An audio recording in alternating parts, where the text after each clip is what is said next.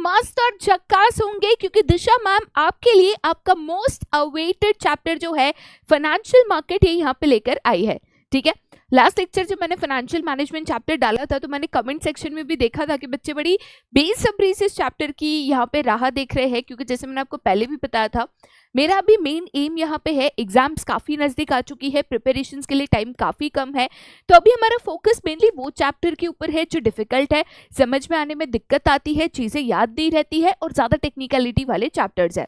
और इसीलिए जैसे आपने कहा था हम वैसे ही आज आपके लिए यहाँ पे फाइनेंशियल मार्केट्स वाला जो चैप्टर है वो यहाँ पे लेकर आ गए हैं। ठीक है, फाइनेंशियल मार्केट्स की बात करें तो सीबीएसई बोर्ड में मैं बहुत ही क्लैरिटी के साथ यहाँ पे शुरुआत में बता दे रही हूँ, फाइनेंशियल मार्केट्स की अगर हम बात करें तो सीबीएसई बोर्ड में इसके कुछ इंपॉर्टेंट टॉपिक्स है, जैसे instruments of money market, methods of flotation in the primary market, ये टॉपिक्स यहाँ पे डिलीटेड है। अगर आप सीयूईटी के बच्चे हो, स्टेट बोर्ड में हो, तो हो सकता है ये टॉपिक आपके लिए इंक्लूड हो सकता है। एक बार मेरे सारे वीडियोस बन जाए फिर एडिशनल टॉपिक्स जो है उनके ऊपर वीडियोस बनाने की, या ये जो टॉपिक्स एडिशनल है जिसमें सीयूईटी की तैयारी करनी है उस पर वीडियोस बनाने की ज़रूर यहाँ पे मैं कोशिश करूँगी। ठीक है, आज के अगर टॉपिक्स की बात करें फाइनेंशियल मार्केट्स पूरा चैप्टर यहाँ पे वन शॉट में हम कंप्लीट करेंगे। कौन से टॉपिक्स है जिसको हम कवर करेंगे? सबसे पहले तो हम फाइनेंशियल मार्केट को बेटा डिटेल में समझेंगे, what do you mean by financial market, उसके क्या डिफरेंट फंक्शंस है, मनी मार्केट का कंसेप्ट एंड कैपिटल मार्केट का कंसेप्ट। कैपिटल मार्केट के फीचर्स भी हम यहाँ पे कवर करेंगे, फीचर्स कहो कैरेक्टरिस्टिक्स कहो दोनों वन एंड द सेम है।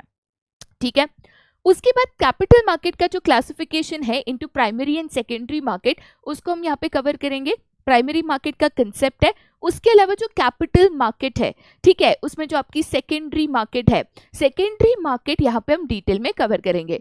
सेकेंडरी मार्केट को ही स्टॉक एक्सचेंज कहा जाता है, तो फंक्शंस ऑफ स्टॉक एक्सचेंज भी हम यहाँ पे कवर करेंगे। एंड साथ ही साथ one of the most important question, trading procedure in stock exchange. साथ ही साथ जो सेबी वाला टॉपिक है, again it is a very very important topic. ठीक है, generally trading procedure and SEBI के जो फंक्शंस है इसके ऊपर मोस्ट केसेस में रिपीटेटिवली क्वेश्चंस पूछे गए हैं, दोनों को इंपॉर्टेंट मार्क करना, चैप्टर में कते ही इसको छोड़कर ना जाना। साथ ही साथ चैप्टर में छोटे छोटे कंसेप्ट्स है जैसे कि demat account, depository system, depository participant, इनको भी मैं यहाँ पे कवर कराऊंगी। मतलब एकदम 100%, जैसे मैं कहती हूँ 100% चैप्टर को हम यहाँ पे कवर करेंगे, वो भी 100% क्लैरिटी के साथ। ठीक है, सबसे पहले बेटा मैं यहाँ पे शुरुआत करती हूँ with the meaning of financial market. देखो बाबू, जनरली अगर आप टेक्स्ट बुक की भाषा में मीनिंग पढ़ने जाओगे ना तो 2, 4, 10 बार पढ़ोगे तो भी ये पल्ले नहीं पड़ता। तो हम एक काम करते हैं, यही मीनिंग को थोड़ी सी सिंपल लैंग्वेज में कन्वर्ट करके हम इसको समझने की कोशिश करते हैं। जैसे कि फॉर एग्जाम्पल अगर मैं कहती हूँ फाइनेंशियल मार्केट, जैसे कि फॉर एग्जाम्पल अगर मैं कहती हूँ फाइनेंशियल मार्केट, इसको हम 2 शब्दों में समझ लेंगे। ठीक है, सबसे पहले अगर मैं मार्केट की बात करूँ तो मार्केट का मतलब होता है a place where goods and services are bought and sold। ठीक है, अगर मैं यहाँ पे मार्केट की बात करूँ तो मार्केट मतलब एक ऐसी जगह जहाँ पे गुड्स एंड सर्विसेज का बाइंग एंड सेलिंग होता है, तो उसको हम मार्केट कहते हैं। अब चाहे ये चीज़ें एक फिजिकल प्लेस पे हो जैसे सब्जी मंडी होती है, फलों का मार्केट होता है, या फिर ये चीज़ें ऑनलाइन हो जैसे अमेजॉन, मिंत्रा भी मार्केट प्लेस ही है, बस यहाँ पे बाइंग एंड सेलिंग होता है इंटरनेट डिजिटल प्लेटफॉर्म के द्वारा, इंटरनेट के द्वारा ये चीज़ें होती है। ठीक है, तो मार्केट मतलब कोई भी ऐसी जगह जहाँ पे बाइंग एंड सेलिंग होता है। तो फाइनेंशियल मार्केट भी एक ऐसी मार्केट है जहाँ पे बाइंग एंड सेलिंग होता है, बट किसका? तो यहाँ पे जब मैं फाइनेंशियल मार्केट की बात करूँ तो बाबू फाइनेंशियल मार्केट में जो डिफरेंट फाइनेंशियल सिक्योरिटीज है, फाइनेंशियल मार्केट में जो डिफरेंट फाइनेंशियल सिक्योरिटीज है, जैसे कि फॉर एग्जाम्पल आपके यहाँ पे शेयर्स है, डिबेंचर्स है, टी बिल्स है, एक्सेट्रा, इनका बाइंग एंड सेलिंग होता है। अब बच्चे कहते हैं मैम फाइनेंशियल सिक्योरिटी मतलब क्या? कोई भी ऐसी चीज या टेक्निकल भाषा में कोई भी ऐसा इंस्ट्रूमेंट जिसके द्वारा डिफरेंट बिजनेसेस पैसे इकट्ठा करते हैं, फंड्स इकट्ठा करते हैं अपने प्रोजेक्ट्स के लिए। तो बिजनेस करने के लिए जैसे हम शेयर्स इशू करते हैं, लोग हमारे शेयर्स खरीदते हैं, हमारे पास पैसा आता है। सिमिलरली हम डिबेंचर्स इशू करते हैं और लोगों से पैसा बोरो करते हैं। गवर्नमेंट ट्रेजरी बिल्स इशू करता है और लोगों से पैसा यहाँ पे बोरो करता है अपने इंफ्रास्ट्रक्चरल प्रोजेक्ट्स के लिए। तो यहाँ पे कोई भी बिजनेस या फिर गवर्नमेंट या कोई भी एजेंसी अगर यहाँ पे एक फाइनेंशियल सिक्योरिटी को इशू करती है और उसके द्वारा पैसा यहाँ पे रेज करती है, तो ये कहाँ पे buying and selling of financial security होता है? फाइनेंशियल मार्केट में होता है। तो जो भी shares, debentures, D bills etcetera से अलग अलग फाइनेंशियल सिक्योरिटीज है, इनका जो बाइंग एंड सेलिंग होता है वो कहाँ पे होता है? तो फाइनेंशियल मार्केट में होता है। ठीक है, तो सिंपल शब्दों में अगर मैं कहूं, बहुत ही प्लेन सिंपल लैंग्वेज में अगर आप फाइनेंशियल मार्केट लिखना चाहते हो तो आप किस तरीके से इसका मीनिंग यहाँ पे पुट अप करोगे? ठीक है, तो मैं कहूंगी अगर मैं फाइनेंशियल मार्केट लिखना चाहूंगी तो मैं लिखूंगी it is a market where buying and selling of different financial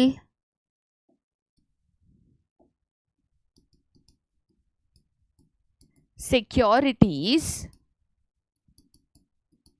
takes place। ठीक है, तो ये एक ऐसी मार्केट है जहां पे डिफरेंट फाइनेंशियल सिक्योरिटीज का बाइंग एंड सेलिंग होता है।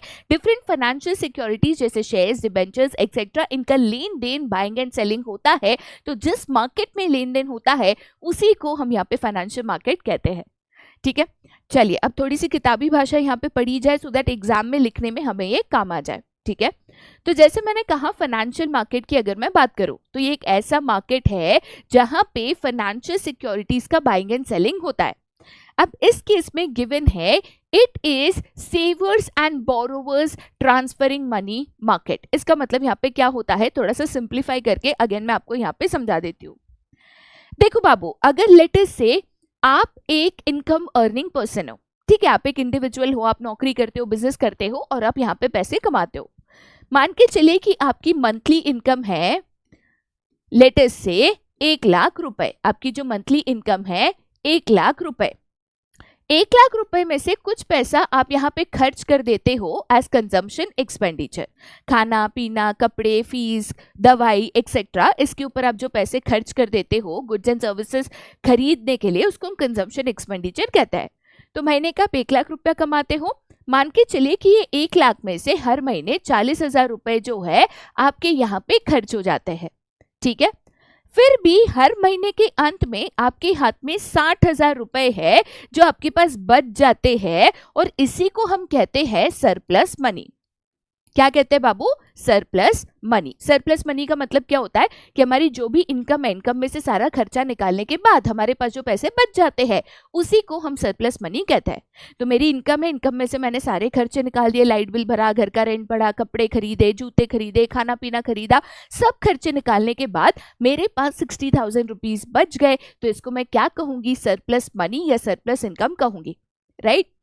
अब मेरे पास ये जो पैसे बच जाते हैं, इन पैसों का मैं करूं क्या? तो एक ऑप्शन है घर में ऐसे तिजोरी विजोरी में, पलंग के अंदर, ऐसे कबर्ड में, ऐसे चावल के गेहूं के डब्बों में घुसेड़ के रख दूं। बट अगर मैं पैसे पलंग के अंदर, मतलब बेड के अंदर या कबर्ड में या गेहूं चावल के अंदर घुसेड़ के रख देती हूँ तो बाबू वो बढ़ेंगे नहीं ना, पैसे से पैसा नहीं बनेगा। ऐसा तो नहीं होगा कि चावल के डब्बे में 100 रुपया रख दिया, 6 महीने बाद 200 रुपया निकला, ऐसा हो नहीं सकता। काश, बट ऐसा होता नहीं है। ठीक है, तो जनरली हम पैसे को बढ़ाने के लिए कि हमारे पास जो सरप्लस इनकम है उससे हम और पैसा बना सके और एडिशनल इनकम अर्न कर सके, हम जनरली क्या करते हैं? तो या तो ये पैसा हम सेव करते हैं। ठीक है, सेव कहाँ पे करते हैं? तो डिफरेंट बैंक्स में हम सेव करते हैं, जैसे सेविंग्स अकाउंट है या फिक्स डिपॉजिट अकाउंट है या रिकरिंग अकाउंट है, ओपन करके उसमें हम पैसा डाल देते हैं। अब इससे क्या होता है कि ये पैसों के ऊपर हमें ब्याज मिलता है, इंटरेस्ट मिलता है, तो इंटरेस्ट ऐड होते जाता है और हमारा पैसा बढ़ते जाता है। दूसरा ऑप्शन होता है कि मैं ये पैसे को इन्वेस्ट करूं, मतलब मैं इससे प्रॉपर्टी खरीदूं, गोल्ड खरीदूं। ठीक है, अभी गोल्ड खरीदा, लेटर से आपने गोल्ड खरीदा तो भी 60,000 का था, बढ़कर 80,000 का हो गया, तो वापस आपके पैसे बढ़ गए। प्रॉपर्टी 20 लाख की खरीदी, बढ़कर 25 लाख की हो गई, तो पैसे बढ़े। तो या तो मैं सेव कर सकती हूँ बैंक वैंक पोस्ट ऑफिस में, या तो मैं ये पैसा इन्वेस्ट कर सकती हूँ। ठीक है, तो जनरली ये काम कैसे करता है? तो हम जिनके पास ये सरप्लस मनी होता है हमको कहा जाता है हाउस होल्ड। आपने इकोनॉमिक्स में यहाँ पे पढ़ा है। हाउस होल्ड के पास यहाँ पे क्या होता है, सरप्लस पैसा होता है जो वो सेव या इन्वेस्ट करना चाहता है, इसीलिए हमको सरप्लस यूनिट बोला जाता है। ठीक है, दूसरा व्यक्ति है हमारे पास यहाँ पे, that is the business. Generally business को पैसा चाहिए होता है, पैसे की जरूरत होती है। बिजनेस करने के लिए उनको फंड्स की या फाइनेंस की जरूरत होती है, मतलब वो डेफिसिट यूनिट है, उनके पास पैसे की कमी है या उनको पैसे की जरूरत है। हाउस होल्ड के पास जरूरत से ज्यादा पैसा है, बिजनेस के पास डेफिसिट इनकम है, मतलब जरूरत से कम पैसा है या उनको पैसे की जरूरत है। अब यहाँ पे अगर मान के चलो कि आपने डिसाइड किया कि आप अपना जो पैसा है वो बैंक में सेव करोगे, आप अपना जो पैसा है वो बैंक में सेव करोगे, तो बैंक क्या करेगा, आप जो पैसा यहाँ पे बैंक में सेव करोगे, बैंक वही पैसा जो है बिजनेस को इन टर्म्स ऑफ बोरोइंग्स यहाँ पे देगा। मतलब हम पैसा बैंक में देंगे, बैंक हमको उस पर ब्याज देगा, वही पैसा वो बिजनेस को उधारी लोन के तौर पे यहाँ पे घुमाएगा और उनसे इंटरेस्ट कमाएगा। अब मान के चले बिजनेस को उन्होंने पैसा उधारी पे दिया, लेटर से 11% पे, ठीक है, 11% जो इंटरेस्ट है पर एनम उन्होंने बिजनेस से लिया। अब इसमें से लेटर से 6% जो इंटरेस्ट है यहाँ पे उन्होंने हमको पे कर दिया, तो बच्चा जो डिफरेंस है 5% इंटरेस्ट जो है वो बैंक के लिए इनकम के तौर पे ऐड करता है।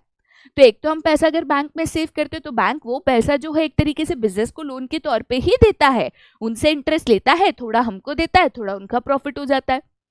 सिमिलरली हमारे पास दूसरा ऑप्शन होता है कि हम जो है ये पैसा यहाँ पे इन्वेस्ट करें। ठीक है, तो जैसे हम प्रॉपर्टी गोल्ड में इन्वेस्ट करते हैं वैसे ही हमारे पास एक ऑप्शन होता है कि जो फाइनेंशियल मार्केट है, फाइनेंशियल मार्केट में जो अलग अलग सिक्योरिटीज है जैसे कि शेयर्स, तो मैं भाई ये पैसा जो है फाइनेंशियल मार्केट के द्वारा शेयर्स में भी इन्वेस्ट कर सकती हूँ। अब लेटर से कि मैंने यहाँ पे कोई एक पर्टिकुलर कंपनी है उनके शेयर्स में पैसा इन्वेस्ट किया, उनका यहाँ पे शेयर्स खरीदा, तो ये पैसा यहाँ पे घूमकर किसके पास जाएगा, तो भाई ये पैसा जो है घूमकर अल्टीमेटली जाएगा तो बिजनेस के पास ही। तो या तो फाइनेंशियल मार्केट के द्वारा बिजनेस तक पैसे पहुंचा सकते हो या तो बैंक के द्वारा यहाँ पे बिजनेस तक पहुंचते हैं। ठीक है, तो इसीलिए हम कहते हैं कि फाइनेंशियल मार्केट जो है एक तरीके से इंटरमीडियरी का काम करता है। किसका काम करता है, तो इंटरमीडियरी का काम करता है, क्योंकि जो सरप्लस यूनिट है एंड जो डेफिसिट यूनिट है इन दोनों के बीच में वो एक लिंक है जो इन दोनों को यहाँ पे जोड़ता है। हाउस होल्ड के पास जो सरप्लस पैसा है और बिजनेस को पैसे की जरूरत है, तो इन दोनों को कनेक्ट करने वाला, इन दोनों को जोड़ने वाला कौन है, फाइनेंशियल मार्केट है। तो बाबू फाइनेंशियल मार्केट की जो भी सिक्योरिटीज है हम उनमें पैसा लगाते हैं, बट वो पैसा जाता किसके पास है, तो इनडायरेक्टली वो पैसा बिजनेस के पास ही जाता है। ठीक है, और इसीलिए एक तरीके से यहाँ पे अगर आप देखोगे तो आपको मीनिंग में भी कहा गया है कि इट इज एन इंटरमीडियरी और link between the savers and the borrowers. Savers मतलब जिनके पास पैसा बचत करने के लिए है, that is a household, and borrowers मतलब जिनको पैसा उधारी पे चाहिए, दैट इज अ बिजनेस। ठीक है, तो जिनके पास भी एक्सेस मनी है, एक्सेस मतलब सरप्लस मनी, जरूरत से ज्यादा पैसा खर्च करने के बाद पैसा बच जा रहा है, वो यहाँ पे फाइनेंशियल मार्केट के द्वारा अपना पैसा जो है इन्वेस्टमेंट कर सकते हैं। ठीक है, तो जनरली ये जो इन्वेस्टर्स हैं उनको हम सरप्लस यूनिट कहते हैं, और जिनको पैसे की जरूरत होती है दैट इज द बिजनेस, उनको हम डेफिसिट यूनिट्स कहते हैं। और फाइनेंशियल मार्केट जो है इन दोनों को जोड़ता है, इन दोनों को कनेक्ट करता है, इन दोनों को लिंक करता है। ठीक है, चलिए आगे जाते बेटा फिर to the next. Hopefully financial market का जो मीनिंग है आपको डिटेल में समझ में आ गया होगा। सेम चीज का एक डायग्रामेटिक रिप्रेजेंटेशन यहाँ पे भी गिवन है, अब चाहो तो इसको भी रेफर कर सकते हो।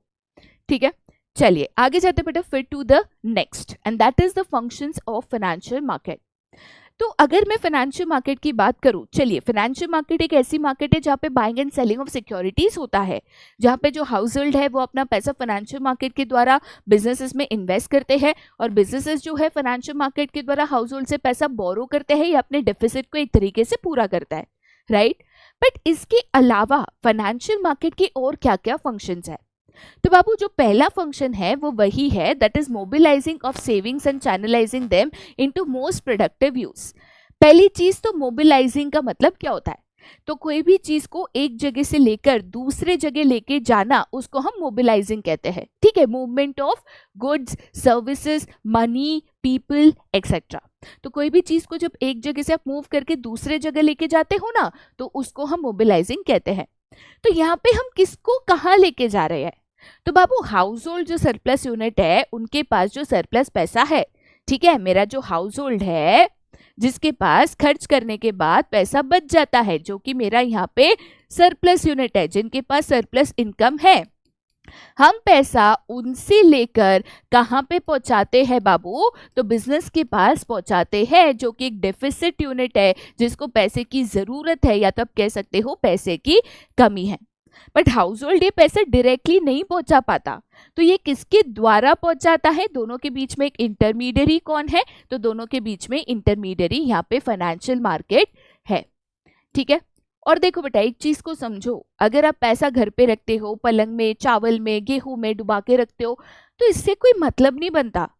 अगर ये पैसा जब बिजनेस के पास जाता है, बिजनेस ये फाइनेंस यूज करके बिजनेस करता है, एम्प्लॉयमेंट जनरेट करता है, गुड्स एंड सर्विसेज बनाता है, जीडीपी बढ़ता है, तो कहीं ना कहीं ये पैसा काम पे लगाया जा रहा है, कुछ काम में आ रहा है, कुछ इस्तेमाल हो रहा है, ना कि ऐसे ही कहीं खाली पड़ा है, ठीक है। क्योंकि बेटा पैसा अगर खाली पड़ा होगा तो उसका कुछ यूज नहीं है। जब वो पैसे का इस्तेमाल करके हम गुड सर्विस प्रोड्यूस करते हैं, बिजनेस सेटअप करते हैं, एम्प्लॉयमेंट क्रिएट करते हैं, तब वो जो पैसा है कहीं ना कहीं एक देश की ग्रोथ और डेवलपमेंट में कंट्रीब्यूट कर पाता है, ठीक है। सेकेंड फंक्शन है facilitate price discovery. Price discovery का मतलब क्या होता है? जैसे हर दिन है ना गोल्ड रेट आता है, आज ही न्यूज में ऐसे आया था कि गोल्ड रेट है ना स्लैश हो गया है, मतलब कम हो गया है, 75 समथिंग समथिंग, मतलब करीबन 76 पहुंच गया है। एक टाइम पे दिवाली में 82 पहुंच गया था, तो गोल्ड रेट कम हो गया है। अरे गोल्ड रेट कौन डिसाइड करता है? हर दिन कौन कहता है कि आज गोल्ड का रेट इतना होगा, कल इतना होगा, परसों इतना होगा? कौन कहता है? कोई नहीं कहता, ना कोई व्यक्ति, ना कोई इंस्टीट्यूट, ना कोई गवर्नमेंट, कोई डिसाइड नहीं करता।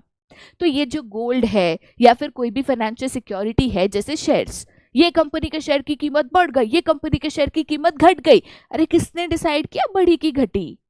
तो यहाँ पे आपको एक चीज ध्यान में देनी है कि जो प्राइसिंग ऑफ सिक्योरिटीज है, जो भी प्राइसिंग ऑफ सिक्योरिटीज है कि शेयर्स की कीमत घटी बढ़ी, जो भी प्राइसिंग ऑफ सिक्योरिटीज है, ये दो चीजों के ऊपर डिपेंड करती है।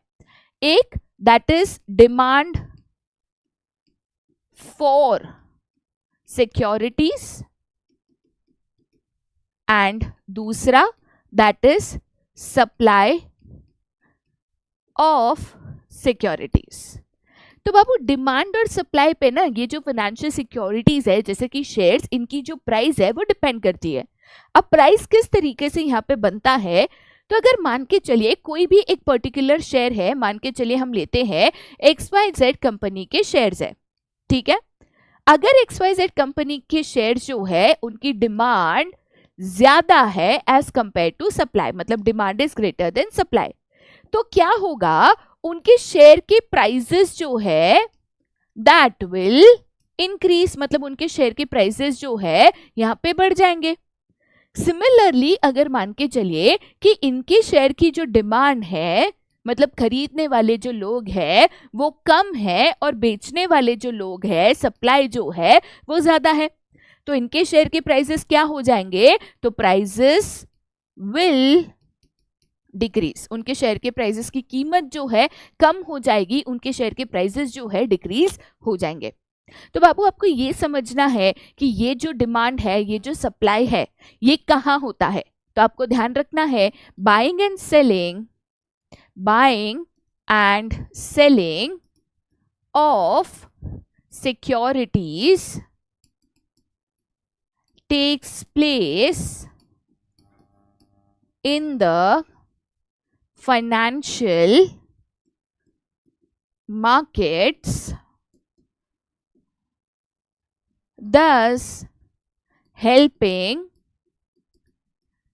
in the price discovery of such securities. तो इनका जो डिमांड है, सप्लाई है, बाइंग है, सेलिंग है, वो कहाँ पे होता है? फाइनेंशियल मार्केट में होता है। तो इसीलिए फाइनेंशियल मार्केट में इसके डिमांड सप्लाई को कैलकुलेट करके उनके जो प्राइसेस है यहाँ पर डिसाइड किए जाते हैं। ठीक है, आगे चलते बेटा फिर to the third function that is provides liquidity to financial asset. अब लिक्विडिटी का मतलब क्या होता है बेटा? तो लिक्विडिटी का मतलब होता है easily convertible into cash. Liquidity का मतलब क्या होता है? Easily convertible into cash. ठीक है, अगेन मान के चलिए मैं आपको एक सिंपल से एग्जांपल देती हूँ। लेट अस से कि एक कंपनी है, कंपनी का नाम है एबीसी लिमिटेड।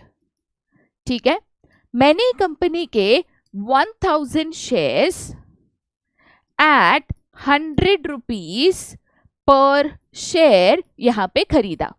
मतलब मैंने इस कंपनी में टोटल अगर आप देखोगे तो 1 लाख रुपए जो है मैंने इस कंपनी में इन्वेस्ट किए, उसके शेयर्स में पैसा इन्वेस्ट किया। ठीक है, ये मैंने कभी किया था? तो ये मैंने किया था 2023 में। कभी खरीदा था बाबू? तो 2023 में। अभी क्या चल रहा है? तो अभी चल रहा है 2024। तो अभी इसी कंपनी के जो शेयर प्राइजेस है, इसी कंपनी के जो शेयर प्राइजेस है वो यहाँ पे बढ़कर हो गए हैं 140 रुपीज पर शेयर। मैंने इनके शेयर्स खरीदे थे 100 रुपए में। 2024 में, एक साल में, ये कंपनी के शेयर प्राइजेस जो है ये बढ़कर 140 रुपए हो गए हैं।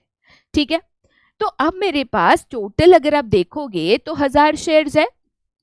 अगर मैं पर शेयर यहाँ पे 140 जोड़ू, ठीक है, तो आप देखोगे तो 1,40,000 रुपए जो है मैं अगर इनको बेचूंगी तो मुझे मिल सकता है, मतलब मैं कह सकती हूँ कि मैं 40,000 रुपए मुनाफे में हूँ, प्रॉफिट में हूँ। बराबर, मैं 40,000 जो है यहाँ पे मुनाफे में हूँ, प्रॉफिट में हूँ। बट इसको बेचू कहाँ पे? ये जो शेयर्स मेरे पास है मुझे इसको कैश में कन्वर्ट करना है, मुझे वो बेच के पैसे में कन्वर्ट करना है। जैसे मेरे पास गोल्ड है, मैंने गोल्ड बेचा, पैसा आ गया। मेरे पास प्रॉपर्टी है, पैसा, प्रॉपर्टी बेची, पैसा आ गया। तो बाबू शेयर्स को बेचकर पैसे में कन्वर्ट करना है, कहाँ पे करूं? तो इनको जो है मैं यहाँ पे फाइनेंशियल मार्केट में सेल करूंगी। फाइनेंशियल मार्केट में जाऊंगी, ये शेयर्स को 140 के दाम पे बेचूंगी, मेरे पास 1,40,000 जो है आ जाएंगे, 40,000 मेरा मुनाफा हो जाएगा। तो ये जो फाइनेंशियल सिक्योरिटीज है उनको जो हम कैश में कन्वर्ट करते हैं वो कहाँ पे कर सकते हैं? तो फाइनेंशियल मार्केट के द्वारा कर सकते हैं। तो मेरे पास अगर कोई भी फाइनेंशियल सिक्योरिटी है मैं उसको बेचकर कैश में कन्वर्ट कर सकती हूँ फाइनेंशियल मार्केट के द्वारा। ठीक है, चलिए आगे चलते बेटा फिर to the next that is reduces the cost of transaction.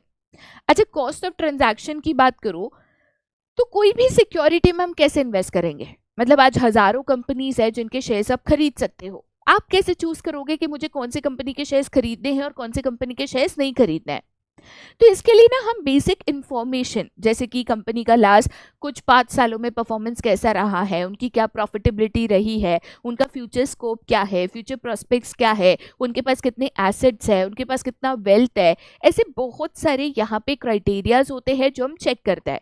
Basically हम कंपनी के डिटेल्स चेक करते हैं कि उस कंपनी में पैसा इन्वेस्ट करना मेरे लिए फायदेमंद होगा कि नुकसानदायक होगा, ये जज करने के लिए, राइट? ये इंफॉर्मेशन आती कहाँ से है? तो आज से कई सालों पहले अगर आप स्टॉक मार्केट में इन्वेस्ट करना चाहते थे और ऐसी इंफॉर्मेशन चाहिए होती थी टू अंडरस्टैंड कि कहाँ पे इन्वेस्ट करना है, कहाँ पे नहीं, तो इसके लिए पैसे देने पड़ते थे। डिफरेंट एजेंट्स होते थे, ब्रोकर्स होते थे जो इन्फॉर्मेशन आपके साथ शेयर करते थे और उनको हमें पे करना पड़ता था। बट आज के तारीख में ऐसा नहीं है। फाइनेंशियल मार्केट में ये सारी इंफॉर्मेशन जो है 100% ट्रांसपेरेंट इंफॉर्मेशन जो है सभी इन्वेस्टर्स के लिए अवेलेबल है। आप कंपनी की परफॉर्मेंस, उनके स्टॉक प्राइसेस में changes over a period of time, उनकी कितनी वेल्थ है, उनकी प्रॉफिटेबिलिटी स्टेटमेंट्स, उनके फाइनेंशियल स्टेटमेंट्स चेक कर सकते हो। और इसीलिए यहाँ पे आपका जो कॉस्ट ऑफ ट्रांजैक्शन है, पहले जैसे आपको पैसा देना पड़ता था, इंफॉर्मेशन के लिए पैसा देना पड़ता था, ठीक है, टिप्स के लिए पैसा देना पड़ता था, ये अभी खत्म हो चुका है या कम हो चुका है, रादर आप कह सकते हो। तो कहीं ना कहीं इसके ऊपर जो आपका पैसा खर्च होता था ना बाबू, वो अब नहीं होता, क्योंकि फाइनेंशियल मार्केट यही इंफॉर्मेशन आपको फ्री ऑफ कॉस्ट अवेलेबल करके दे देती है। ठीक है, चलिए आगे जाते बेटा फिर to the next that is the classification of financial market. ठीक है, डायग्राम थोड़ा सा गौर से देख लेना क्योंकि एंड ऑफ द चैप्टर तक आपको काम आएगा। अगर मैं यहाँ पे फाइनेंशियल मार्केट की बात करूँ, अगर मैं यहाँ पे फाइनेंशियल मार्केट की बात करूँ तो बेटा जो आपका फाइनेंशियल मार्केट है उसको हम 2 टाइप्स या 2 कैटेगरीज में क्लासिफाई कर सकते हैं। एक जिसको हम यहाँ पे कहते हैं मनी मार्केट, ठीक है, एंड दूसरा जिसको हम यहाँ पे कहते हैं कैपिटल मार्केट, ठीक है। जो आपकी कैपिटल मार्केट है उसको फर्दर हम दो पार्ट्स में क्लासिफाई कर सकते हैं, that is your primary market जिसका दूसरा नाम है new issues market, and second है जिसको हम कहते हैं सेकेंडरी मार्केट जिसका दूसरा नाम है स्टॉक एक्सचेंज, ठीक है। तो बेसिकली यहाँ पे आपकी जो फाइनेंशियल मार्केट है उसको मैं दो पार्ट्स या दो कैटेगरीज में क्लासिफाई कर सकती हूँ, money market and capital market. Capital market जो है वो फर्दर और दो हिस्सों में बढ़ जाती है, दैट इज प्राइमरी मार्केट जिसका दूसरा नाम है new issues market, and secondary market जिसका दूसरा नाम है स्टॉक मार्केट। अब यहाँ पे सबसे पहले मुझे मनी मार्केट क्या है, कैपिटल मार्केट क्या है वो समझना है। फाइनेंशियल मार्केट समझ गई, ऐसी मार्केट जहाँ पे buying and selling of financial securities होता है, ठीक है। अब इसमें मनी मार्केट में क्या लेन देन होता है एंड कैपिटल मार्केट में क्या बाइंग एंड सेलिंग होता है, ठीक है। पहले इसको बाबू सिंपल शब्दों में हम यहाँ पे समझ लेते हैं। अगर मैं यहाँ पे मनी मार्केट की बात करूं, अगर मैं यहाँ पे मनी मार्केट की बात करूं, ठीक है, तो मनी मार्केट जो है it is a market for short term securities for a period of maximum 1 year, ठीक है, या तो आप कह सकते हो अप टू 1 year, ठीक है। तो यहाँ पे अगर मैं मनी मार्केट की बात करूं, लेट अस से मेरा एक बिजनेस है, मेरी एक कंपनी है या मेरा कोई एक गवर्नमेंट प्रोजेक्ट है, मुझे फंड्स रेज करना है, मुझे फाइनेंस इकट्ठा करना है मेरे बिजनेस के लिए। तो अगर मुझे पैसा चाहिए मैक्सिमम 1 साल के लिए, मतलब 1 हफ्ते से लेके 1 महीने से लेके 6 महीना 8 महीना 10 महीना चलेगा, बट मैक्सिमम 1 साल के लिए अप टू 1 ईयर के लिए अगर आपको पैसा चाहिए, तो आप ये पैसा कहाँ से लेकर आओगे? तो ये पैसा जो है हम मनी मार्केट में जो डिफरेंट इंस्ट्रूमेंट्स है उसके द्वारा लेकर आएंगे। तो इसीलिए हम कहते हैं जनरली फंड्स और finance raised through money market is to fulfill the working capital requirement of the company। क्योंकि देखो बाबू, मेरे को बिजनेस में पैसे जनरली दो चीजों के लिए चाहिए, एक मेरी वर्किंग कैपिटल रिक्वायरमेंट के लिए, एक मेरी फिक्स कैपिटल रिक्वायरमेंट के लिए। अगर फिक्स कैपिटल रिक्वायरमेंट के लिए पैसा चाहिए, मतलब अगर आपको फिक्स एसेट्स को परचेस करना है, तो फिक्स एसेट्स में हम जो इन्वेस्टमेंट करते हैं वो लॉन्ग टर्म इन्वेस्टमेंट होता है। लास्ट चैप्टर में मैंने आपको पढ़ा था इन्वेस्टमेंट डिसीजन, फिक्स कैपिटल में लॉन्ग टर्म इन्वेस्टमेंट होता है, ज्यादा पैसा इन्वॉल्व होता है और इसीलिए ये ज्यादा रिस्की है। यहाँ पे पैसा मुझे मैक्सिमम 1 ईयर के लिए मिल सकता है, तो यहाँ से पैसा लाके मैं फिक्स एसेट्स में तो लगा ही नहीं सकती, क्योंकि 1 साल में ये पैसा मुझे लौटाना है या 1 साल के लिए ही मुझे ये पैसा मिला गया है, तो 1 साल में मैं फिक्स कैपिटल में लगा हुआ पैसा तो लौटा ही नहीं सकती। तो इसीलिए मनी मार्केट से जो भी हम फंड्स रेज करते हैं वो सिर्फ और सिर्फ हमारी जो वर्किंग कैपिटल रिक्वायरमेंट होती है उसको फुलफिल करने के लिए हम रेज करते हैं, ठीक है। तो अगर मैं बेटा मनी मार्केट की बात करूं, तो मनी मार्केट एक ऐसी मार्केट है जहां पे अगर मुझे शॉर्ट टर्म फंड्स चाहिए for a maximum period of up to 1 year, तो मैं मनी मार्केट से ले सकती हूँ, ठीक है। जनरली मनी मार्केट से जो पैसा आता है वो वर्किंग कैपिटल रिक्वायरमेंट जो है इसके लिए इस्तेमाल होता है, क्योंकि फिक्स कैपिटल में जो हम पैसा लगाते हैं वो हमेशा लॉन्ग टर्म के लिए होता है। मनी मार्केट कहाँ है, इसका क्या एड्रेस है, ये कौन सी स्टेट या सिटी में है? कहीं नहीं, क्योंकि इसका कोई भी फिक्स ज्योग्राफिकल लोकेशन या एड्रेस है ही नहीं। मनी मार्केट में जो भी बाइंग एंड सेलिंग होता है जनरली फोन पे, फैक्स के द्वारा, ईमेल्स के द्वारा यहाँ पे होता है। इसकी कोई ज्योग्राफिकल लोकेशन या फिक्स एड्रेस नहीं है जहाँ पे बायर्स एंड सेलर्स जाते हैं मनी मार्केट के जो डिफरेंट इंस्ट्रूमेंट्स है वो खरीदते या बेचते हैं। ठीक है, जनरली मनी मार्केट में जो इंस्टीट्यूशनल इन्वेस्टर्स होते हैं वही पार्टिसिपेट करते हैं। इसके पीछे मैं आपको लॉजिक भी बता देती हूँ जो बुक में क्लियरली गिवन नहीं है। मनी मार्केट में जो भी इन्वेस्टमेंट्स करने होते हैं, मतलब जो भी सिक्योरिटीज अवेलेबल है, जैसे कि कमर्शियल पेपर्स है, सर्टिफिकेट ऑफ डिपॉजिट है, टी बिल्स है, पब्लिक डिपॉजिट्स है, एक्सेट्रा। तो मनी मार्केट में जो भी सिक्योरिटीज है और उनमें जो इन्वेस्टमेंट करना होता है वो बहुत ज़्यादा अमाउंट में करना होता है। मतलब अगर आप एक इंडिविजुअल इन्वेस्टर हो, 10, 20, 50 हज़ार इन्वेस्ट करना चाहते हो, पॉसिबल नहीं है, क्योंकि यहाँ पे ना क्वांटम ऑफ मनी, मतलब अमाउंट ऑफ मनी जो आपको इन्वेस्ट करना होता है वो बहुत ज़्यादा होता है, बहुत ज़्यादा होता है। इसलिए इंडिविजुअल्स को रिस्क ज़्यादा लगता है, क्योंकि इतना ज़्यादा पैसा इन्वेस्ट करना है, कल उठ के कोई दिक्कत हो गई तो भाई लेने के देने पड़ जाएंगे। और इसीलिए जनरली मनी मार्केट में इंडिविजुअल्स इन्वेस्ट करते ही नहीं है, सिर्फ और सिर्फ इंस्टीट्यूशनल इन्वेस्टर्स, जैसे कि डिफरेंट बैंक्स है, reserve bank of India, state bank of India, different commercial banks है, या फिर यहाँ पे फाइनेंशियल इंस्टीट्यूट्स है। ठीक है, जैसे कि फॉर एग्जांपल LIC है, GIC है, UTI है, यूनिट ट्रस्ट ऑफ इंडिया। ठीक है, या फिर आपका LIC है, life insurance corporation of India, GIC है, general insurance corporation of India. ये लोग ही मनी मार्केट में इन्वेस्ट करते हैं। इंस्टीट्यूशनल इन्वेस्टर्स है, बैंक्स है जिनके पास अरबों रुपए है, जो इतना ज्यादा अमाउंट ऑफ मनी इन्वेस्ट करने की कैपेसिटी रखते हैं। ओके, चलिए आगे जाते बेटा, फिर to the next and that is your capital market. याद रखिएगा इंस्ट्रूमेंट्स ऑफ मनी मार्केट जो है CBSE में ओमिटेड है।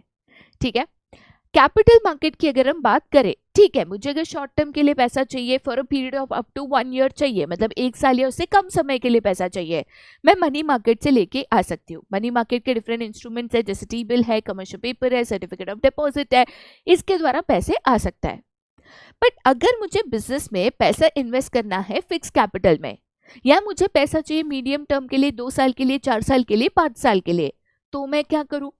तो इसीलिए आपका कैपिटल मार्केट यहाँ पे बनाया गया है। ठीक है, अगर मुझे पैसा चाहिए for medium and long term funds, तो वो पैसा मैं कैपिटल मार्केट के द्वारा लेकर आ सकती हूँ। ठीक है, तो कैपिटल मार्केट जो है आपको यहाँ पे medium and long term funds raise करने में मदद करता है। कॉमन इंस्ट्रूमेंट्स जो हम कैपिटल मार्केट में यूज करते हैं that is shares, debentures, bonds, mutual funds, etcetera. इन सभी इंस्ट्रूमेंट्स के द्वारा जो भी पैसे कंपनी इकट्ठा करती है उसको कंपनी लंबे समय के लिए, लॉन्ग टर्म के लिए इस्तेमाल करती है। और इसीलिए कैपिटल मार्केट से आया हुआ पैसा जो है कंपनी की फिक्स कैपिटल रिक्वायरमेंट्स को पूरा करता है। ठीक है, तो फिक्स कैपिटल की रिक्वायरमेंट से फिक्स एसेट्स में मुझे अगर इन्वेस्टमेंट करना है तो मैं यहाँ पे कैपिटल मार्केट के द्वारा ये जो फंड्स है रेज कर सकती हूँ। ठीक है, चलिए आगे जाते बेटा, फिर to the next that is the features, या तो आप कह सकते हो कैरेक्टरिस्टिक्स ऑफ कैपिटल मार्केट। सबसे पहला फीचर ऑफ कैपिटल मार्केट है it is a link between सेवर्स and investment opportunities. देखो बाबू, मेरे पास पैसा है, अगर हर महीने मेरे पास पैसा बच जाता है तो जाहिर सी बात है मैं सोचूंगी कि पैसे से पैसा कैसे बनाऊं। अब जनरली ट्रेडिशनल जो मतलब चीज़ें होती थी आज से 5 साल 10 साल पहले की अगर हम बात करें, हमारे मम्मी पापा या दादा परदादा जो होते थे जनरली वो प्रेफर करते थे कि जो भी हमारे पास पैसे बच जाते हैं उसको हम बैंक, पोस्ट ऑफिसों में जाकर सेव करें। ठीक है, फिक्स डिपॉजिट खोल ले या फिर रिकरिंग अकाउंट ओपन कर ले और उसमें हम पैसा सेव कर ले। बट आज की तारीख में जो रिटर्न्स हमें फाइनेंशियल मार्केट में मिल रहा है, मतलब अगर मैं बैंक में पैसा डालती हूँ तो मुझे 6-7% इंटरेस्ट मिलता है, उसमें से भी टैक्स वैक्स कटा तो भाई और कम हो जाएगा। बट वहीं अगर मैं शेयर्स में और डिबेंचर्स में इन्वेस्ट करती हूँ तो मुझे कंपैरेटिवली ज़्यादा रिटर्न्स मिलते हैं।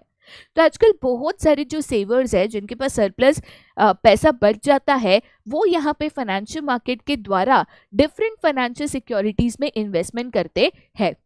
ठीक है, इन्वेस्टमेंट में रिस्क ज़्यादा होता है, बैंक में फिक्स रेट ऑफ इंटरेस्ट होता है, इन्वेस्टमेंट में ऐसे होता है कभी शेयर्स की प्राइस बढ़ भी सकती है, कभी घट भी सकती है। मतलब अगर मैंने 1 लाख रुपया शेयर्स में डाला तो 1 लाख का 2 लाख भी हो सकता है और 1 लाख का 0 या 50,000 भी हो सकता है।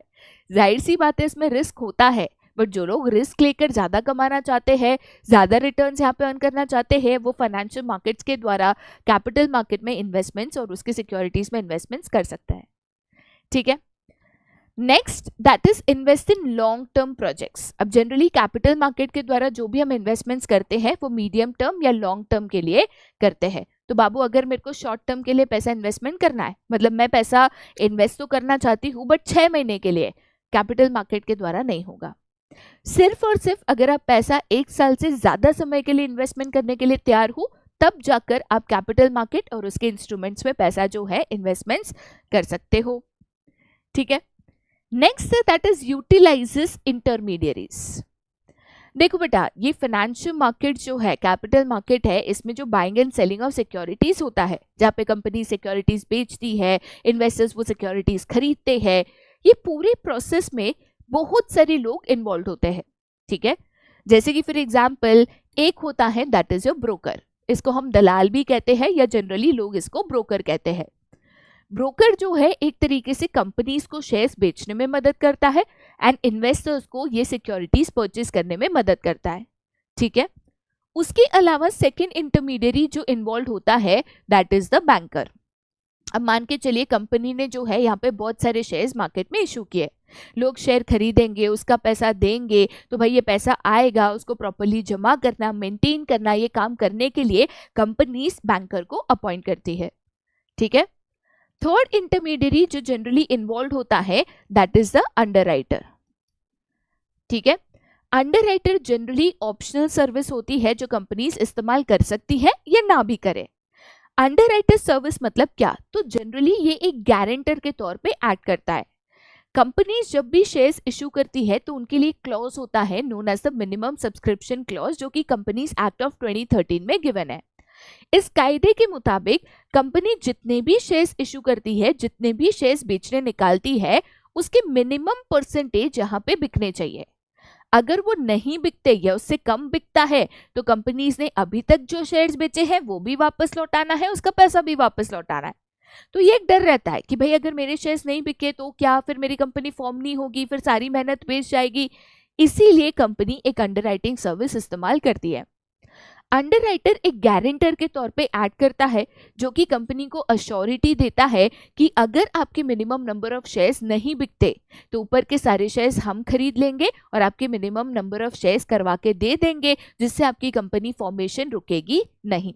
ठीक है, इन शॉर्ट शेयर्स बेचने में और खरीदने में वेरियस इंटरमीडियरीज का इस्तेमाल होता है। ये इंटरमीडियरीज ना शेयर्स बेचते हैं ना खरीदते हैं, बट ये प्रोसेस सही से स्मूथली कंडक्ट हो इसके लिए मदद करते हैं। और ये सारे इंटरमीडियरीज कहाँ पे काम आते हैं, तो कैपिटल मार्केट में इनका इस्तेमाल या इनका मेन यूज होता है। ठीक है, चलिए आगे जाते बेटा फिर to the next that is the capital market determines the economy's capital formation rate. तो बाबू इकोनॉमी की कैपिटल फॉर्मेशन रेट की अगर हम बात करें तो एक कैपिटल मार्केट से कैसे तय होता है। देखो एक सिंपल सी बात है, मैं कैपिटल मार्केट में तब पैसा इन्वेस्ट करूंगी जब मुझे कोई एक अच्छी अपॉर्चुनिटी या मौका दिखेगा।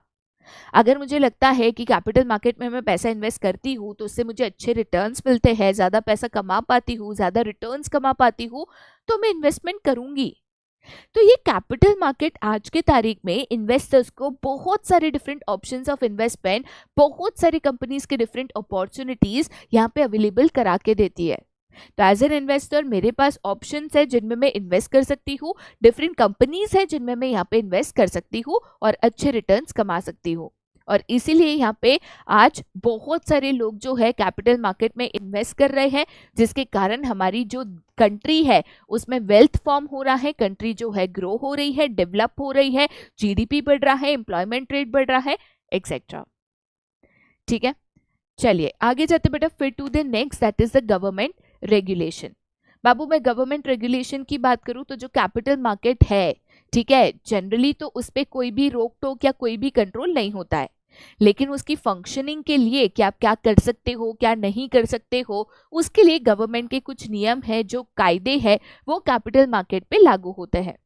साथ ही साथ कैपिटल मार्केट के लिए एक special institute that is SEBI, full form है securities and exchange board of India ये फॉर्म किया गया है, जो कि कैपिटल मार्केट को एक तरीके से रेगुलेट करती है।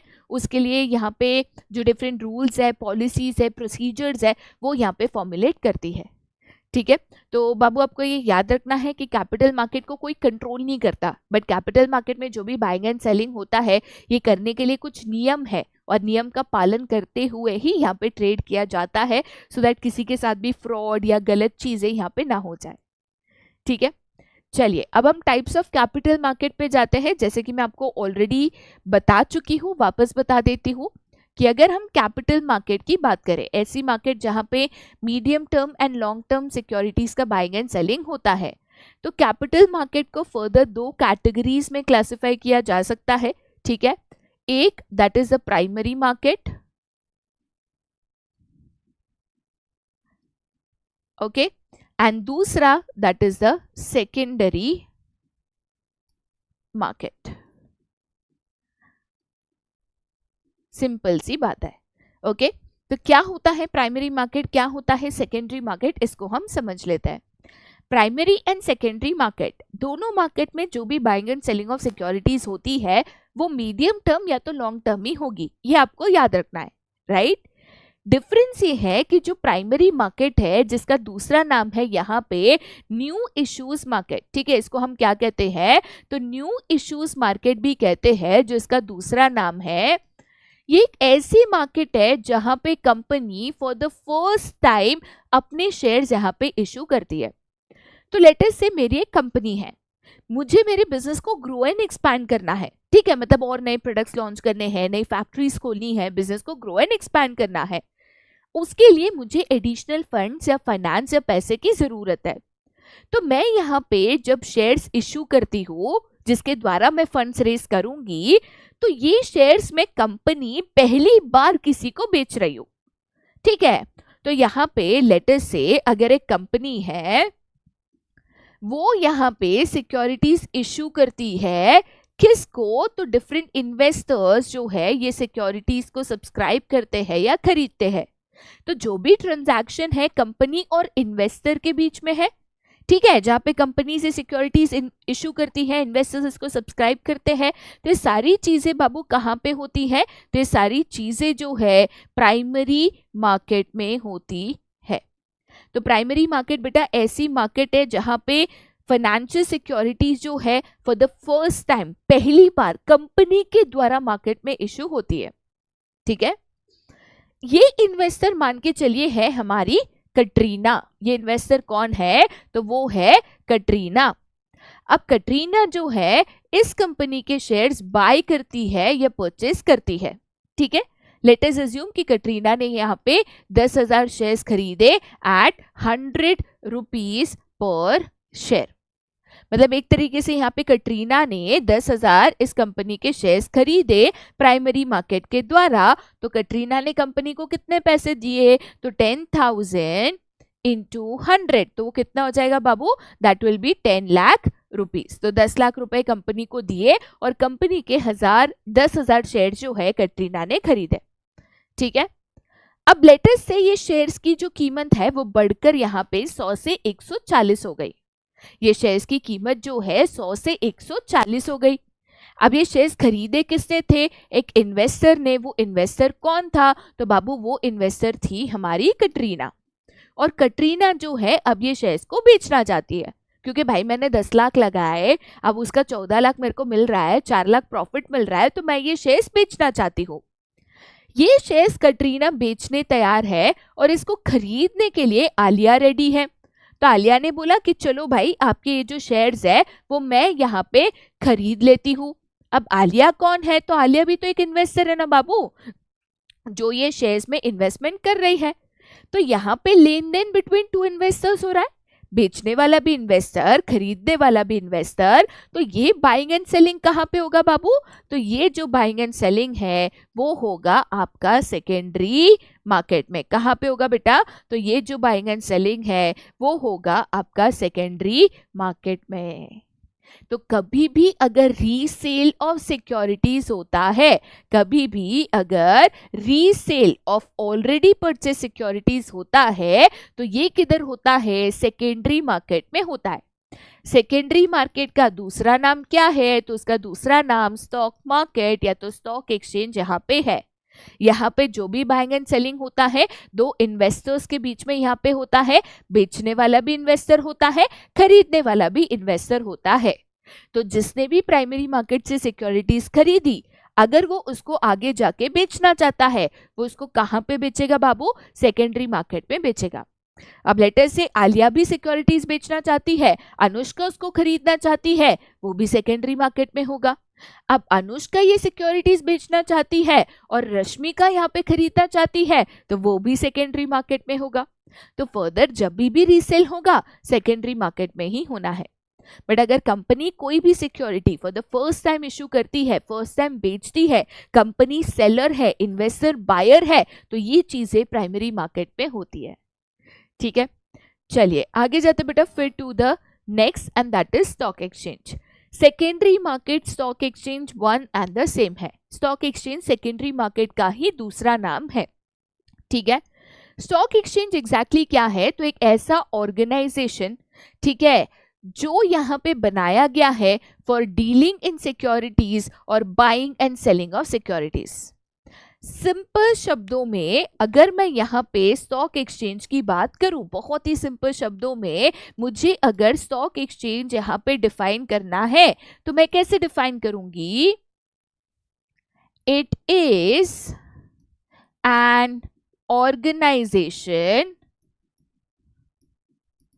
और institute where buying and selling of existing securities takes place। ठीक है, तो जो एग्जिस्टिंग सिक्योरिटीज है जो हमने प्राइमरी मार्केट से खरीद रखी है, उनका जब भी रीसेल या बाइंग एंड सेलिंग होता है वो सेकेंडरी मार्केट या तो स्टॉक एक्सचेंज में होता है। ठीक है, चलिए बाबू इसको थोड़ा सा हम यहाँ पे डिटेल में समझते हैं by understanding the different functions of stock exchange. सबसे पहला फंक्शन है कि stock exchange acts as an economic barometer of a country. पहले तो इकोनॉमिक बैरोमीटर का मतलब आप समझो। जैसे हमें हमारा बॉडी टेम्परेचर अगर मेजर करना है तो हम थर्मामीटर का इस्तेमाल करते हैं। थर्मामीटर का काम होता है एक व्यक्ति की बॉडी का टेम्परेचर मेजर करना। वैसे ही फूड थर्मामीटर आता है जो ऑयल कितना गर्म हुआ है वो मेजर करता है, या शुगर सिरप कितने टेम्परेचर पे है वो मेजर करता है, या चॉकलेट कितने टेम्परेचर पे है मेजर करता है। तो सिमिलरली इकोनॉमिक बैरोमीटर जो है एक कंट्री की जो इकोनॉमिक पोजीशन है वो मेजर करने के लिए काम आता है। तो मैं कहती हूँ कि कोई भी कंट्री ग्रो कर रही है, डेवलप कर रही है, या कोई भी कंट्री में डाउनफॉल आ रहा है, वो मैं कैसे मेजर करती हूँ? तो एक कंट्री की इकोनॉमिक ग्रोथ या डाउनफॉल जो है वो मेजर करने के लिए कुछ इकोनॉमिक इंडिकेटर्स का इस्तेमाल होता है। जैसे अगर मैं कहती हूँ कि कोई एक कंट्री है उसका जीडीपी इंक्रीज हो रहा है, मतलब कंट्री ग्रो एंड डेवलप कर रही है। एक कंट्री है जिसका यहाँ पे नेशनल इनकम बढ़ते जा रहा है, मतलब वो ग्रो एंड डेवलप कर रही है। सिमिलरली कोई भी कंट्री की स्टॉक एक्सचेंज या स्टॉक मार्केट की पोजीशन से भी आप कंट्री का ग्रोथ एंड डेवलपमेंट प्रेडिक्ट कर सकते हो। अगर एक कंट्री है उसकी स्टॉक मार्केट या स्टॉक एक्सचेंज में जो डिफरेंट सिक्योरिटीज है उनके प्राइसेस बढ़ते जा रहे हैं, स्टॉक मार्केट में तेजी है, हर सिक्योरिटीज की डिमांड है, उसके प्राइसेस बढ़ते जा रहे हैं, इसका मतलब कंट्री ग्रो एंड डेवलप कर रही है। सिमिलरली अगर कोई कंट्री है उसकी स्टॉक मार्केट क्रैश हो रही है, सभी सिक्योरिटीज के प्राइसेस कम कम कम कम कम कम कम होते जा रहे हैं, मतलब वो कंट्री में डाउनफॉल आ रहा है, वो कंट्री की इकोनॉमिक पोजीशन गिरते जा रही है। तो इसलिए हम कहते हैं स्टॉक एक्सचेंज जो है एक इकोनॉमिक बैरोमीटर के तौर पे एक्ट करता है, जो कंट्री की इकोनॉमिक कंडीशन, कंट्री की इकोनॉमिक पोजीशन रियलाइज करने में या मेजर करने में हमें मदद करता है। ठीक है, आगे जाते बेटा फिर to the next that is the pricing of securities. Same to same concept यहाँ पे अप्लाई होता है। प्राइसिंग ऑफ सिक्योरिटीज डिपेंड करता है डिमांड और सप्लाई पे, और स्टॉक एक्सचेंज में ही buying and selling of securities होती है। ठीक है, कटरीना ने बेचा, आलिया ने खरीदा, आलिया ने बेचा, अनुष्का ने खरीदा, अनुष्का ने बेचा, रश्मिका ने खरीदा। तो buying and selling, demand and supply कहाँ पे होता है? तो स्टॉक मार्केट में होता है, स्टॉक एक्सचेंज में होता है। और यही डिमांड और सप्लाई से जो भी यहाँ पे वैल्यूएशन ऑफ सिक्योरिटीज है, प्राइसिंग ऑफ सिक्योरिटीज है, यहाँ पे डिसाइड होती है। ठीक है, आगे जाते बेटा फिर to the next function that is the safety of transaction. देखो बाबू, कोई भी कंपनी कल उठ के कहेगी कि मेरे को अपने कंपनी के शेयर जो है वो आपके स्टॉक एक्सचेंज पे बेचना है, तो ऐसे फ्रीली अलाउड नहीं होता है कि भाई जिस कंपनी को आना है आ जाओ, फ्री वेलकम है, जिसको आना है आ सकता है। नो, कोई भी स्टॉक एक्सचेंज है, चाहे वो नेशनल स्टॉक एक्सचेंज हो NSE, चाहे वो बॉम्बे स्टॉक एक्सचेंज हो BSE एक्सेट्रा, कोई भी स्टॉक एक्सचेंज पे अगर आप अपनी कंपनी को यहाँ पे लिस्ट करना चाहते हो या आप चाहते हो कि उस स्टॉक एक्सचेंज पे आपकी कंपनीज के शेयर्स की बाइंग एंड सेलिंग हो, तो इसके लिए सबसे पहले आपको उस स्टॉक एक्सचेंज में अप्लाई करना पड़ता है, परमिशन मांगनी पड़ती है कि भाई आप मुझे परमिशन दो कि मेरे कंपनी के भी शेयर्स आपके स्टॉक एक्सचेंज पे ट्रेड हो सके, बाइंग एंड सेलिंग हो सके। परमिशन देने से पहले जो स्टॉक एक्सचेंज और उनके जो ऑफिशियल्स है वो आपसे कुछ कंपनी रिलेटेड डॉक्यूमेंट्स और डिटेल्स कलेक्ट करते हैं, वेरीफाई करते हैं कि आपकी कंपनी कहीं फर्जी या फ्रॉड तो नहीं है, जेन्युइन कंपनी तो है, कहीं आपने कुछ गलत डॉक्यूमेंटेशन करके तो कंपनी फॉर्म नहीं करी है, ये सब कुछ वेरीफाई करते हैं। क्योंकि मैं अगर कल उठ के स्टॉक एक्सचेंज से सिक्योरिटीज खरीदती हूँ, पता चलता है कि कंपनी तो फर्जी है, फ्रॉड निकली, तो मेरा तो पैसा डूब जाएगा। तो जो लोग यहाँ पे स्टॉक एक्सचेंज के द्वारा इन्वेस्ट करते हैं सिक्योरिटीज में, उनकी सेफ्टी के लिए कि उनका पैसा डूबे नहीं, उनके साथ फ्रॉड हो नहीं, कोई भी स्टॉक एक्सचेंज कंपनी को परमिशन देने से पहले उनका वेरिफिकेशन करती है, और यही हमें एक दिलासा देती है कि अश्योरिटी देती है कि भाई हम सेफ ट्रांजैक्शंस कर सके और हमारे जो पैसे हैं यहाँ पे डूबे नहीं। ठीक है, तो कंपनी यहाँ पे वेरीफाई होने के बाद ही स्टॉक एक्सचेंज पे लिस्ट हो सकती है, और लिस्ट होने के बाद ही वो कंपनीज जो है उनकी जो सिक्योरिटीज है उसका बाइंग एंड सेलिंग उस पर्टिकुलर स्टॉक एक्सचेंज पे हो सकता है या उसको यहाँ पे अलाउ किया जाता है। ठीक है, आगे जाते बेटा फिर to the next that is the different contributions that the stock exchange make to the economic growth. देखो बेटा, एक चीज को आप समझो, कंट्री में अगर ग्रोथ एंड डेवलपमेंट हम चाहते हैं तो कंट्री में जितना सेविंग्स एंड इन्वेस्टमेंट होता है ना, वो कहीं ना कहीं कंट्री का ग्रोथ रेट यहाँ पे डिसाइड करता है। अगर मैं पैसा ज्यादा इन्वेस्ट करती हूँ मतलब बिजनेस को ज्यादा पैसा मिलता है, मतलब ज्यादा बिजनेसेस ओपन होते हैं, मतलब ज्यादा एम्प्लॉयमेंट जनरेट होता है, मतलब GDP बढ़ता है, मतलब नेशनल इनकम बढ़ता है, मतलब पर कैपिटा इनकम बढ़ता है, मतलब गरीबी कम होती है। तो सारी इकोनॉमिक फैक्टर्स एक दूसरे से कनेक्टेड रिलेटेड है ना। मैंने अगर स्टॉक मार्केट में इन्वेस्ट किया, स्टॉक मार्केट से पैसा बिजनेस पे गया, बिजनेस के पास पैसा आया, उसने बिजनेस शुरू किया, एम्प्लॉयमेंट बढ़ा, GDP बढ़ा, नेशनल इनकम बढ़ा, इकोनॉमिक ग्रोथ हुआ ना। तो भाई ये जो स्टॉक मार्केट है ना, स्टॉक मार्केट के द्वारा ही हम इन्वेस्टमेंट करते हैं, और यही जो हम इन्वेस्टमेंट करते हैं, जितना ज्यादा इन्वेस्टमेंट करते हैं उतना ज्यादा हमारी कंट्री में इकोनॉमिक ग्रोथ होता है। इसीलिए गवर्नमेंट सारे इंस्टीट्यूट्स एनकरेज करता है कि स्टॉक मार्केट में इन्वेस्ट करो, फाइनेंशियल सिक्योरिटीज में इन्वेस्ट करो, फाइनेंशियल मार्केट में इन्वेस्ट करो। ठीक है, चलिए आगे जाते बेटा फिर to the next that is spreading of equity cult. Equity cult का मतलब क्या होता है, पहले वो समझो, फिर कैसे स्टॉक मार्केट इसको स्प्रेड करता है वो समझो। ठीक है, देखो बाबू, मेरे को अगर स्टॉक मार्केट में पैसा लगाना है ना, कोई भी फाइनेंशियल मार्केट में पैसा लगाना है, तो मेरे पास दो ऑप्शन है। ठीक है, मैं अगर यहाँ पे कोई भी स्टॉक मार्केट में, फाइनेंशियल मार्केट में इन्वेस्टमेंट करना चाहती हूँ, पैसा इन्वेस्ट करना चाहती हूँ, ठीक है, तो मेरे पास दो ऑप्शन है। एक में इन्वेस्टमेंट कर सकती हूँ इक्विटी में, एंड दूसरा मैं इन्वेस्टमेंट कर सकती हूँ डेट में। ठीक है, मतलब या तो मैं कंपनी के इक्विटी शेयर्स में इन्वेस्ट कर सकती हूँ, या तो मैं कंपनी के डेट इंस्ट्रूमेंट्स में इन्वेस्ट कर सकती हूँ, जहां पे मैं पैसा उधारी पे देती हूँ और रेगुलर इंटरेस्ट लेती हूँ। एज एन इन्वेस्टर मैं अगर देखूं कि मेरा पैसा मैं लगा रही हूँ, उस हिसाब से देखो तो डेट में इन्वेस्ट करना मेरे लिए ज्यादा सेफ है। क्योंकि भाई देखो, कंपनी कमाए कि ना कमाए, मेरे को उससे कोई फर्क नहीं पड़ता, मेरे को तो रेगुलर ब्याज मिलते रहेगा, बराबर। सिमिलरली अगर मैं इक्विटी में इन्वेस्ट करने की बात करूं एज एन इन्वेस्टर, ये मेरे लिए रिस्की है। कंपनी कमाएगी तो मेरे को डिविडेंड देगी, नहीं कमाएगी तो डिविडेंड नहीं देगी। कंपनी अच्छा काम करेगी, आगे बढ़ेगी, तो मेरे शेयर के प्राइसेस बढ़ेंगे। कंपनी बुरा काम करेगी, फेल होगी, तो मेरे शेयर के प्राइसेस घटेंगे। तो यहाँ पे रिस्क होता है। ठीक है, लेकिन मेन जो बिजनेस का ग्रोथ है, मेन जो बिजनेस का डेवलपमेंट है, वो इक्विटी से ही होता है। मेन जो इकोनॉमिक ग्रोथ है वो इक्विटी में ही इन्वेस्टमेंट से होता है। तो यहाँ पे बाबू हम चाहते हैं कि ज्यादा से ज्यादा लोग रिस्क ले और ज्यादा से ज्यादा लोग इक्विटी में इन्वेस्टमेंट करें। लेकिन लोग बोलते हैं भाई हम काहे रिस्क ले, कंपनी फर्जी निकली, फ्रॉड निकली, मेरा पैसा डूबा, क्या करूंगी। तो यहाँ पे स्टॉक एक्सचेंज आपको बताता है कि देखो भाई, हम ना आपको यहाँ पे सारे ऑप्शंस देंगे, सारी कंपनी की डिटेल्स देंगे, उनके फाइनेंशियल स्टेटमेंट्स देंगे, उनके एसेट स्टेटमेंट्स देंगे, कितना एसेट है, कितना कर्जा है, सारी डिटेल्स देंगे। इससे क्या होगा कि आप स्मार्टली डिसाइड कर सकोगे कि आप कौन सी कंपनी की इक्विटी में इन्वेस्ट करो और कौन सी कंपनी की में नहीं। साथ ही साथ इक्विटी में रिस्क है बट उधर ही तो फायदा भी ज्यादा है ना, एंड प्लस आप सोच समझ के इन्वेस्टमेंट कर सकते हो। तो भाई यहाँ पे इसीलिए स्टॉक मार्केट जो है लोगों को एजुकेट करता है, कंपनी रिलेटेड इंफॉर्मेशन देता है और उनको प्रोत्साहित करता है, इनकरेज करता है कि भाई आप ओनरशिप सिक्योरिटीज जो है, इक्विटी कैपिटल जो है उसमें पैसा लगाओ, क्योंकि असल ग्रोथ, असल इन्वेस्टमेंट, असल बिजनेस का बेनिफिट इक्विटी से आए हुए पैसे में ही होता है। और वो क्यों, मैंने आपको फाइनेंशियल मैनेजमेंट में पढ़ाया है, डेट में रिस्क है, इक्विटी में क्या बेनिफिट है।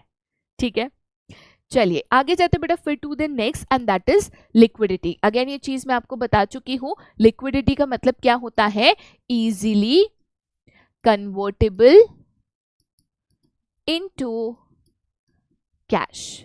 तो बाबू यहाँ पे स्टॉक एक्सचेंज है, सेकेंडरी मार्केट है, जहां पे आप सिक्योरिटीज को खरीद भी सकते हो, बेच भी सकते हो, इजीली आपके पास जो डिफरेंट सिक्योरिटीज है उसको इजीली कैश में कन्वर्ट कर सकते हो।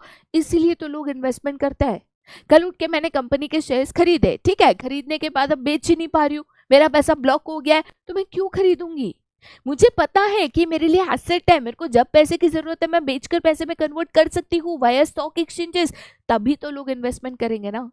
तो अब स्टॉक एक्सचेंज जो है ना एक तरीके से लिक्विडिटी देता है। अब जब चाहो अपनी सिक्योरिटीज को स्टॉक एक्सचेंज के द्वारा सेल करके अपने सिक्योरिटीज को कैश में कन्वर्ट कर सकते हो। ठीक है, नेक्स्ट है that is better allocation of capital. बाबू अगर मैं अलोकेशन ऑफ कैपिटल की बात करूं ना, तो what do you mean by better allocation of capital. Let us से कि मेरे पास 5 लाख रुपए है और मैं 5 लाख रुपए यहाँ पे इन्वेस्ट करना चाहती हूँ। ठीक है, लेट अस से कि मेरे पास 5 लाख रुपए है और ये 5 लाख रुपए जो है मैं यहाँ पे फाइनेंशियल मार्केट में इन्वेस्ट करना चाहती हूँ। अब मेरे पास बहुत सारी कंपनीज है जिसमें मैं पैसा लगा सकती हूँ, उनमें से 2 कंपनीज का मैं एग्जांपल लेती हूँ, एक है कंपनी ए एंड दूसरी है कंपनी बी।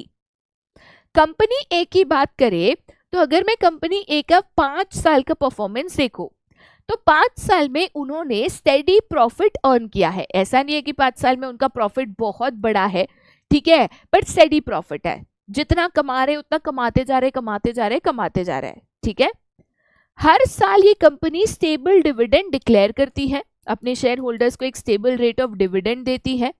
ठीक है, ये कंपनी का यहाँ पे अगर मैं प्रॉफिटेबल स्टेटमेंट देखूं तो कंपनी जो है यहाँ पे एक तरीके से प्रॉफिटेबल है। ठीक है, कंपनी के ऊपर कम कर्जा है, लेस लायबिलिटी है एंड ज्यादा एसेट्स है।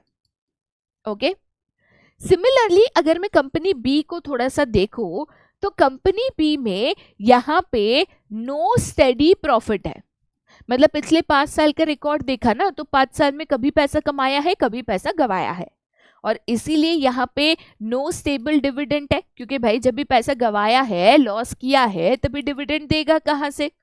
ठीक है, साथ ही साथ उसका जो फ्यूचर प्रोस्पेक्ट्स है, फ्यूचर प्रोस्पेक्ट्स इज वीक, मतलब कंपनी का ना फ्यूचर का कोई ठिकाना नहीं है।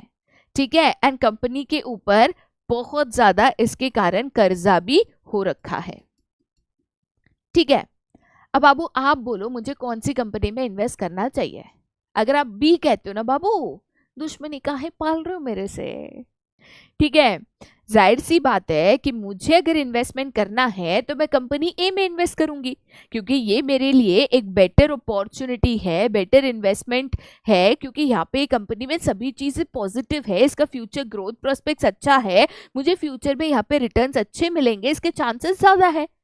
तो भाई यहाँ पे ये जो इंफॉर्मेशन है कौन देता है, स्टॉक एक्सचेंज देता है। वो आपको मदद करता है टू अंडरस्टैंड कि कौन सी प्रॉफिटेबल कंपनीज है, कौन सी लॉस मेकिंग कंपनीज है, जिससे एज एन इन्वेस्टर आपको कहाँ पैसे लगाने हैं, कौन सी प्रॉफिटेबल कंपनी में लगाने हैं, आप डिसाइड कर सकते हो। ठीक है, चलिए आगे जाते बेटा फिर to the next, and that is promotes the habit of savings and investment.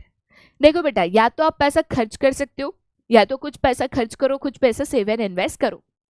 अगर मेरे पास इन्वेस्टमेंट अपॉर्चुनिटीज है जहां पे मैं अच्छे रिटर्न्स कमा सकती हूँ, जहां पे फ्यूचर में मेरे को बेनिफिट मिल सकता है, तो मैं पैसा इन्वेस्टमेंट करूंगी। अगर नहीं है तो ज्यादा से ज्यादा खर्च करूंगी। ज्यादा पैसा खर्च करूंगी, कम बचत करूंगी, डिमांड बढ़ेगा, इन्फ्लेशन बढ़ेगा, मतलब ये मेरे लिए फायदेमंद नहीं होगा। तो यहाँ पे जो स्टॉक मार्केट है आपको इन्वेस्टमेंट अपॉर्चुनिटीज देता है, ऐसे इन्वेस्टमेंट चांसेस देता है जिससे आप फ्यूचर में अच्छा खासा यहाँ पे कमा सको। और जो ट्रेडिशनल इन्वेस्टमेंट हम करते थे, सोना खरीदते थे, चांदी खरीदते थे, बाबू उससे तो कई गुना ज्यादा रिटर्न्स आज के तारीख में स्टॉक एक्सचेंज पे लोगों को मिल रहा है। तो आपको बेटर इन्वेस्टमेंट अपॉर्चुनिटीज देता है जिसमें आप पैसा इन्वेस्टमेंट कर सको। ओके, नेक्स्ट है that is provide scope for speculation. Speculation का मतलब एक तरीके से होता है, आप कह सकते हो फोरकास्टिंग। क्या कह सकते हो बाबू? फोरकास्टिंग। व्हाट इज फोरकास्टिंग या व्हाट इज स्पेक्यूलेशन? बच्चे, मैं आज अगर कोई भी कंपनी के शेयर्स खरीदती हूँ ना, तो मैं ये सोच के खरीदती हूँ कि फ्यूचर में इसके दाम बढ़ेंगे। मतलब आज मैंने अगर 100 का खरीदा तो 2 साल बाद वो 120, 130, 140 का हो जाएगा। बट ये अंदाजा लगाना फ्यूचर में इसके प्राइस बढ़ेंगे कि घटेंगे, ये स्पेक्यूलेशन करना हम कैसे करते हैं? तो स्टॉक मार्केट के द्वारा, स्टॉक एक्सचेंजेस के द्वारा जो कंपनी रिलेटेड हमें इंफॉर्मेशन मिलती है, उनका जो फाइनेंशियल रिकॉर्ड्स है, उनकी जो प्रॉफिटेबिलिटी स्टेटमेंट है, उनके जो एसेट लायबिलिटीज है, उनके जो फ्यूचर प्रोस्पेक्ट्स है, ये इंफॉर्मेशन जो हम कलेक्ट करते हैं, यही इंफॉर्मेशन का इस्तेमाल करके इसी के द्वारा जो इन्वेस्टर्स है चीजों को जज करते हैं, अंदाजा लगाते हैं, फोरकास्ट करते हैं, स्पेक्यूलेट करते हैं, और इसी के हिसाब से जो demand and supply of securities है यहाँ पे डिसाइड होती है। ठीक है, तो बाबू ये इंफॉर्मेशन देके फ्यूचर में कौन सी कंपनी के प्राइसेस बढ़ेंगे, कम होंगे, ये अंदाजा लगाने के लिए आपको मदद कौन करता है? Stock exchange. ठीक है, चलिए आगे जाते बेटा फिर to the next question which is a very important question, trading procedure in stock exchange. सबसे पहले तो प्रोसीजर कह दिया ना, तो सीक्वेंस ऑफ स्टेप्स इंपॉर्टेंट है। दूसरी चीज, ये बहुत ही इंपॉर्टेंट क्वेश्चन है, रिपीटेटिवली एग्जाम में पूछा गया है, ध्यान से आपको करना है। क्या होता है ट्रेडिंग प्रोसीजर? लेट अस से कि कल उठ के आप भी कमाने लगे, आपके पास भी हर महीने कुछ पैसे हैं जो बच जाता है। अब आप ये पैसा जो है डिफरेंट सिक्योरिटीज या फाइनेंशियल सिक्योरिटीज में इन्वेस्ट करना चाहते हो, तो क्या प्रोसेस फॉलो करना होगा, किस तरीके से आप यहाँ पे इन्वेस्टमेंट करोगे? पहली चीज तो आपको ये समझना है कि आप कभी भी अपना पैसा डायरेक्टली सिक्योरिटीज में इन्वेस्ट नहीं कर सकते। आप चाहते हो ये कंपनी के शेयर्स बाय करने हैं, इसके शेयर्स बाय करने हैं, इसके सेल करने हैं, आप ये डायरेक्टली नहीं कर सकते, क्योंकि स्टॉक एक्सचेंज में buying and selling of securities करने के लिए आपके पास सेबी का लाइसेंस होना चाहिए, जो कि हर इन्वेस्टर के पास नहीं होता। तो इसीलिए सबसे पहला स्टेप होता है एक ऐसा ब्रोकर सिलेक्ट करना जो कि सेबी रजिस्टर्ड हो। ठीक है, एक ऐसा ब्रोकर जिसके पास सेबी का लाइसेंस हो to buy and sell securities in the stock exchange. तो भाई पहले तो एक ऐसा ब्रोकर सिलेक्ट करो जिसके पास सेबी का लाइसेंस है to buy and sell securities in the stock exchange. अब वो ब्रोकर कोई व्यक्ति हो सकता है, कोई कंपनी हो सकता है, कोई भी हो सकता है। मेनली चेक करना है भाई साहब उसके पास लाइसेंस है कि नहीं, एंड आपके लिए कौन कन्वीनियंट है, किसके साथ आप कंफर्टेबल हो, अकॉर्डिंगली आप ब्रोकर चूज कर सकते हो। मेन क्राइटेरिया एक ही है भाई, उसके पास ब्रोकरेज करने का या ब्रोकर बनने का या buying and selling of securities in stock exchange करने का लाइसेंस होना चाहिए। ठीक है, एक बार आपने ब्रोकर सिलेक्ट कर लिया कि भाई ये कंपनी मेरी ब्रोकर है या ये व्यक्ति मेरा ब्रोकर है, इसके पास सेबी का लाइसेंस है और ये मेरे लिए buying and selling of securities करेगा, एक बार आपने ये कर लिया, फिर आप सेकेंड स्टेप पे जाते हो, that is opening of a demat account. ठीक है, पहली चीज तो बाबू डीमैट अकाउंट क्या होता है आप वो समझो। अगर मैं यहाँ पे डीमैट अकाउंट की बात करूं, इसका फुल फॉर्म है, डीमैट अकाउंट का फुल फॉर्म है डीमटीरियलाइज्ड। डीमैट अकाउंट का फुल फॉर्म है डीमटीरियलाइज्ड अकाउंट। ठीक है, क्या है ये अकाउंट या ये किस लिए ओपन करवाना होता है एक इन्वेस्टर को? Basically it is an account where transactions of financial securities are recorded and all financial securities are held in digital format. ठीक है, अगेन इसका मतलब क्या है, तो इसके लिए आप पहले डीमटेरियलाइजेशन का मतलब समझो. ठीक है, आपकी जो सिक्योरिटीज है वो दो फॉर्म में हो सकती है. एक जिसको हम कहते हैं फिजिकल फॉर्म, एक जिसको हम कहते हैं फिजिकल फॉर्म. ठीक है, एंड दूसरा जिसको हम कहते हैं इलेक्ट्रॉनिक फॉर्म. इलेक्ट्रॉनिक फॉर्म भी कह सकते हो, या तो आप इसको चाहो तो डिजिटल फॉर्मेट या डिजिटल फॉर्म भी कह सकते हो. इसका मतलब क्या है मैं समझा देती हूँ. अब आज से कई साल पहले आप अगर मान के चलो कोई भी कंपनी के शेयर्स खरीदोगे, तो भाई मैं शेयर्स खरीद रही हूँ एक कंपनी के, तो मेरे पास प्रूफ तो चाहिए कि मेरे पास इस कंपनी के शेयर्स है, मैं उसके शेयर होल्डर्स हूँ, मैंने कितने शेयर्स खरीदे, किसके नाम पे खरीदे, कौन नॉमिनी है, प्रूफ तो चाहिए. तो पहले हम कोई भी कंपनी की अगर सिक्योरिटीज खरीदते थे, भले डिबेंचर्स हो भले शेयर्स हो, तो उसके लिए हमें एक सर्टिफिकेट मिलता था. जैसे मैंने अगर शेयर्स खरीदे ना, तो मुझे एक डॉक्यूमेंट मिलता था, एक पेपर डॉक्यूमेंट मिलता था जिसको हम कहते थे शेयर सर्टिफिकेट. अब ये शेयर सर्टिफिकेट में ओनर की डिटेल्स, नॉमिनी डिटेल्स, कौन सी कंपनी के कितने शेयर्स कब खरीदे, सारी डिटेल्स यहाँ पे मेंशन्ड होती थी. This was a proof of ownership कि भाई मेरे पास इस कंपनी के इतने इतने शेयर्स है. लेकिन भाई सर्टिफिकेट एट द एंड है तो पेपर का टुकड़ा, कल उठ के फट गया, चोरी हो गया, गुम हो गया, ठीक है, वेयर एंड टेयर की वजह से खराब हो गया, तो अब क्या करोगे? है आपके पास ये कागज एक ही टुकड़ा है कि आपके पास ये कंपनी के शेयर्स है, अब क्या करोगे? बड़ी दिक्कत थी. तो इसीलिए हमने यहाँ पे डिजिटल ट्रांजैक्शंस या holding of securities in electronic form यहाँ पे अलाउ किया. तो यहाँ पे एग्जैक्टली होता क्या है, ये जो पेपर फॉर्म है, पेपर फॉर्म से हम इसको इलेक्ट्रॉनिक फॉर्म में यहाँ पे कन्वर्ट कर देता है. तो मेरे को कोई भी पेपर, कोई भी फाइलिंग, कोई भी डॉक्यूमेंट मैनेज करने की जरूरत नहीं है. मुझे बस एक डीमैट अकाउंट ओपन कराना है.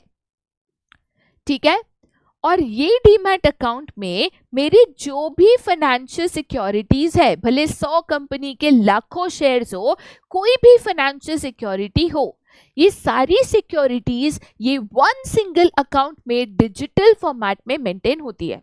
सिक्योरिटीज खरीदूंगी तो इसमें क्रेडिट हो जाएगा, सिक्योरिटीज बेचूंगी तो इधर से डेबिट हो जाएगा. मेरे पास कौन सी कंपनी की कितनी सिक्योरिटीज कब खरीदी, कब बेची, ये सारी ट्रांजैक्शन डिटेल्स एक ही अकाउंट में मेंटेन होता है, और वो भी इलेक्ट्रॉनिक फॉर्म में.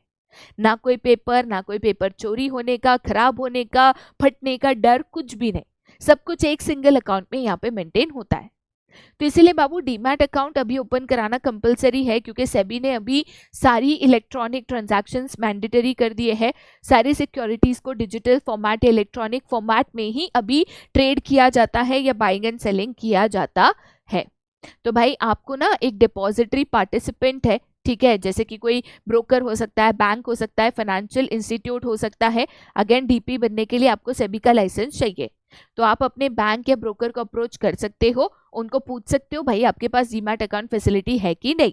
डीमैट अकाउंट ओपन कराने के लिए एक मैंडेटरी डॉक्यूमेंट लगता है. कौन सा लगता है? तो वो लगता है आपका यहाँ पे pan card.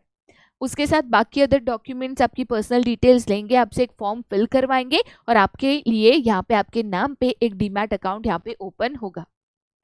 Demat account open होने के बाद आप यहाँ पे ट्रेड शुरू कर सकते हो, buying and selling of securities जो है यहाँ पे शुरू कर सकते हो.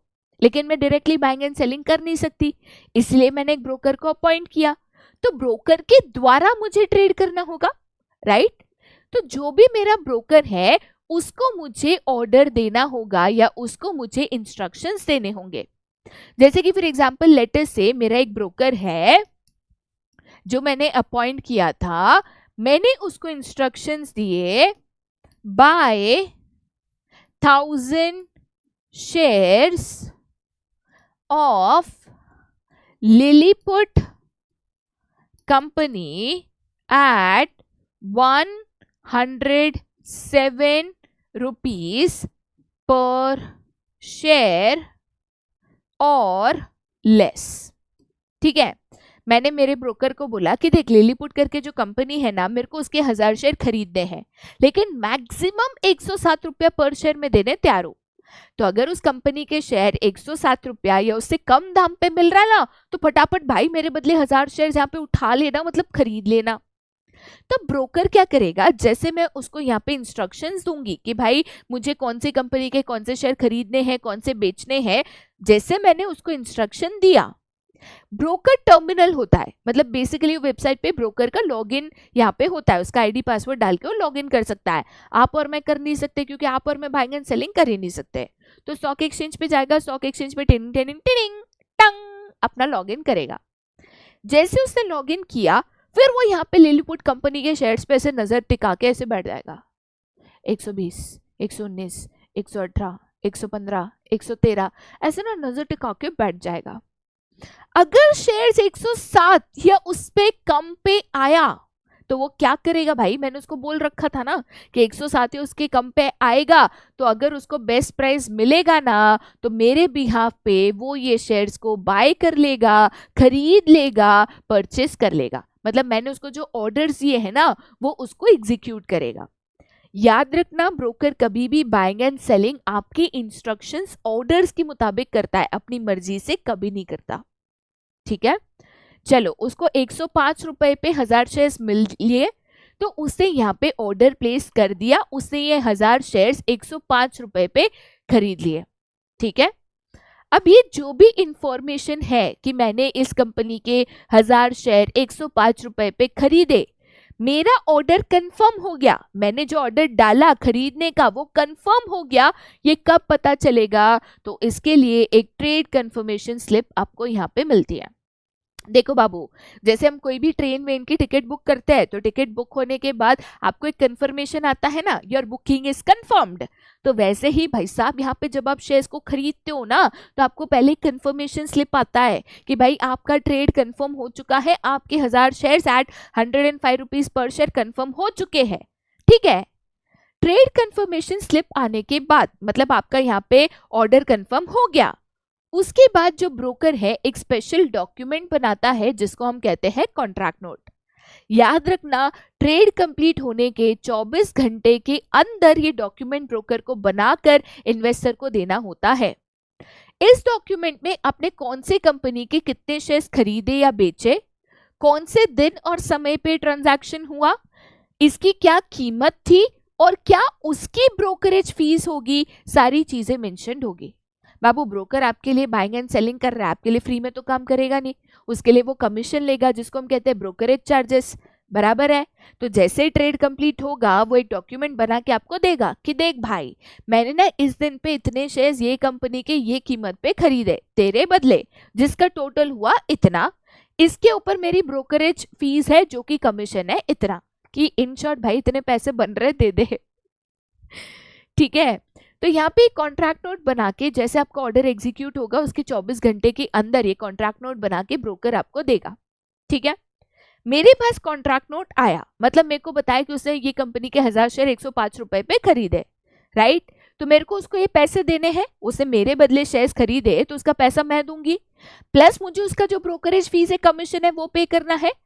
तो इस स्टेप में हम या तो डिलीवरी ऑफ शेयर्स करते हैं या तो मेकिंग पेमेंट करते हैं।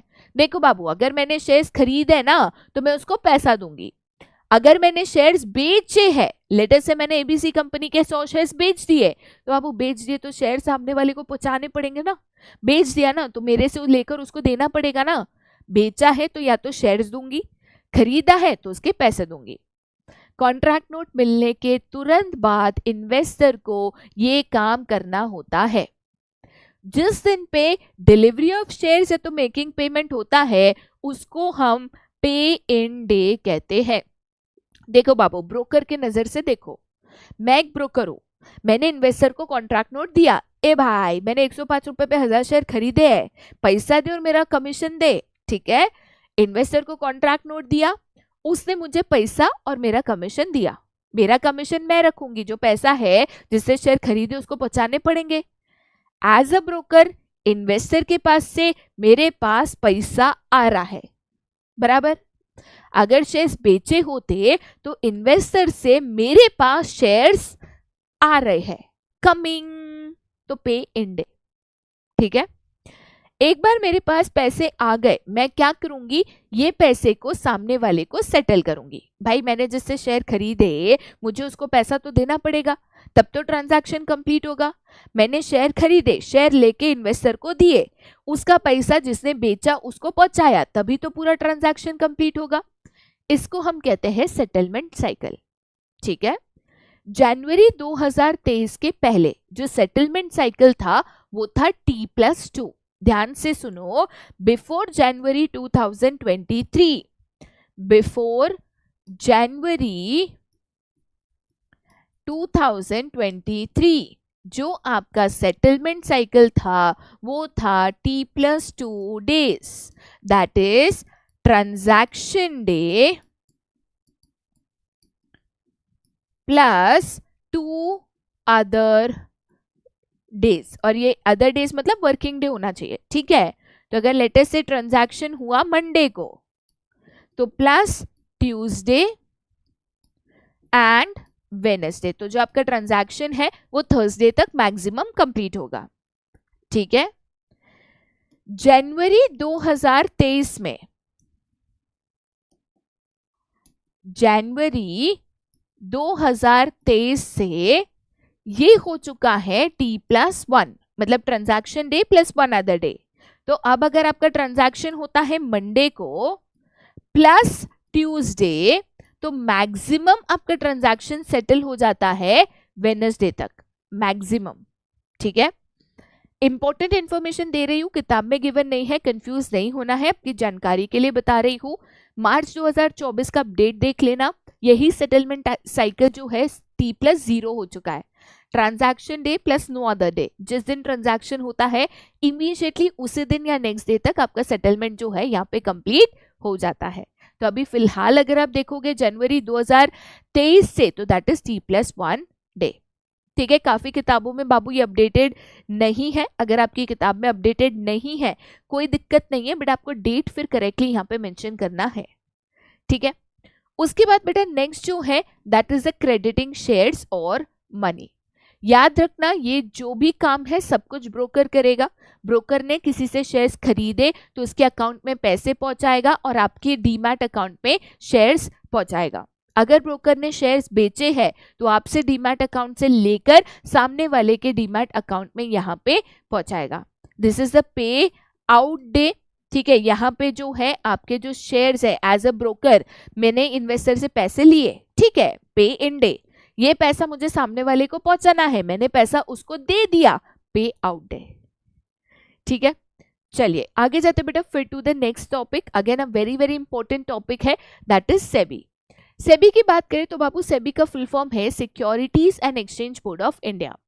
इसके 2 ईयर है, दोनों ईयर याद रखना। सेबी फॉर्म हुआ था 1988 में, स्पेसिफिकली बोलूं तो 12 अप्रैल 1988। 12 अप्रैल 1988 में सेबी फॉर्म हुआ था, बट जब भी सेबी बना तो वो गवर्नमेंट के अंडर आता था, ठीक है। 1992 1 मई 1992 को सेबी को एक ऑटोनॉमस रेगुलेटरी बॉडी का यहाँ पे जगह दिया। मतलब अभी सेबी जो है वो गवर्नमेंट के अंडर नहीं आता है, वो एक ऑटोनॉमस बॉडी है, उनके जो नियम है, कायदे हैं, पॉलिसीज है, टर्म्स ऑफ रिक्रूटमेंट है, लोगों की सैलरी है, क्या करना है क्या नहीं करना है वो सब खुद डिसाइड करते हैं, गवर्नमेंट डिसाइड नहीं करता। ओके तो पहले डिफरेंस समझो, कभी फॉर्म हुआ एंड कभी रेगुलेट एंड ऑटोनॉमस बॉडी बना। ओके सेकेंड चीज, व्हाट इज सेबी, सेबी क्यों बना या इसका क्या जरूरत थी या ये क्या काम करता है। सेबी जिसका फुल फॉर्म है securities and exchange board of India, बनाया गया था 1988 में और इसका मेन कारण था कि जो हमारा स्टॉक मार्केट है, जो हमारी फाइनेंशियल मार्केट है, जहां पे buying and selling of financial securities होता है, वहां पे बहुत सारी फ्रॉड्स, गैर कानूनी काम, मैल प्रैक्टिसेस, गलत चीजें होती थी। लोगों का पैसा डूबता था, काफी लोग ये गलत काम करके कमा जाते थे, काफी लोग फ्रॉड में फंस जाते थे, काफी लोगों के साथ चीटिंग हो जाती थी, एक्सेट्रा। इसकी वजह से उस जमाने में बहुत लोग यहाँ पे फाइनेंशियल मार्केट में इन्वेस्ट करना पसंद नहीं करते थे। जो लोग इन्वेस्ट करते भी थे उसको सट्टा बाजार समझते थे, गैम्बलिंग समझते थे, कमाया तो कमाया, गवाया तो गवाया, और इसीलिए बहुत सारा मिडिल क्लास साधारण पॉपुलेशन इन्वेस्टमेंट ही नहीं करता था। गवर्नमेंट ये रोकना चाहती थी। गवर्नमेंट चाहती थी कि लोगों का कॉन्फिडेंस, लोगों का जो ट्रस्ट हो वो फाइनेंशियल मार्केट में बिल्ड हो, सो दैट ज्यादा से ज्यादा लोग जो है फाइनेंशियल मार्केट्स में इन्वेस्टमेंट्स करें। इसीलिए ये फाइनेंशियल मार्केट को रेगुलेट करने के लिए, यहाँ पे सारी चीजें कायदे से हो, हर एक प्रोसेस सिस्टमैटिक वे में फॉलो हो, नियमों का पालन हो, ये देखने के लिए गवर्नमेंट एक इंस्टीट्यूट सेटअप करना चाहती थी जिसका नाम गवर्नमेंट ने दे दिया सेबी।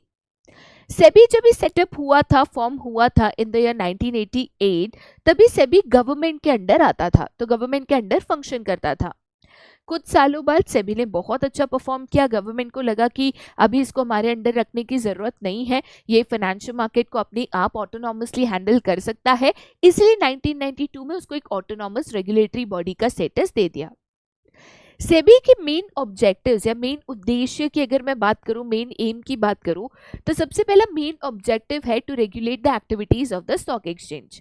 तो स्टॉक एक्सचेंज पे जो भी buying and selling of financial securities होती है उसको रेगुलेट करना, मतलब सभी चीजें नियमों के अनुसार प्रोसेस फॉलो होके हो, ये देखना। Second, to protect the rights of the investors. जो लोग यहाँ पे डिफरेंट फाइनेंशियल सिक्योरिटीज में इन्वेस्ट करते हैं उनके साथ कोई भी फ्रॉड ना हो, कोई भी चीटिंग ना हो, उनका इन्वेस्टमेंट सेफ रहे। Third, to prevent fraud and malpractices, जो कि मैं ऑलरेडी बता चुकी हूँ। Fourth, to regulate and develop a code of conduct for intermediaries such as brokers, underwriters, etcetera. Stock exchange पे जो भी इंटरमीडियरीज है उनके लिए भी नियम बनाना। जैसे मैंने आपको बताया, ब्रोकर्स के पास लाइसेंस होना जरूरी है। लाइसेंस लेने से पहले कुछ उनके नियम होते हैं जिनका उनको पालन करना होता है। अगर वो नियम तोड़ते हैं तो उनके ऊपर भी फाइन, पनिशमेंट्स लगाए जाता है कि भाई आप ब्रोकर्स हो, आपके द्वारा ट्रेड किया जाता है, अगर आप ही गलत चीजें करोगे, नियमों को तोड़ोगे तो कैसे चलेगा। तो बेसिकली सेबी का मेन एम था कि एक तो यहाँ पे जो भी बाइंग एंड सेलिंग हो एकदम सिस्टमैटिक तरीके से हो, कोई गलत काम, इलीगल एक्टिविटी, मैल प्रैक्टिसेस, कोई भी फ्रॉड ना हो। ठीक है, चलिए आगे जाते बेटा फिर to the next question which is again a very very important question, जो कि है फंक्शंस ऑफ सेबी। ठीक है, सेबी के अगर मैं फंक्शंस की बात करूं तो बेटा सेबी के जो फंक्शंस है उनको 3 कैटेगरीज में यहाँ पे डिवाइड किया जा सकता है। सेबी के जो भी फंक्शंस है उनको 3 कैटेगरीज में यहाँ पे डिवाइड किया जा सकता है। कौन से 3 कैटेगरीज? तो बाबू सबसे पहली कैटेगरी है जिसको हम कहते हैं प्रोटेक्टिव फंक्शन। सबसे पहली कैटेगरी है जिसको हम कहते हैं प्रोटेक्टिव फंक्शंस। ठीक है, सेकेंड कैटेगरी है that is your development functions. Second category है that is your development functions. ठीक है, थर्ड कैटेगरी है that is your regulatory functions. Third category है that is your regulatory functions. ठीक है, क्या होते हैं प्रोटेक्टिव फंक्शंस, क्या होते हैं डेवलपमेंट फंक्शंस, क्या होते हैं रेगुलेटरी फंक्शंस, पहले इसको समझ लेते हैं।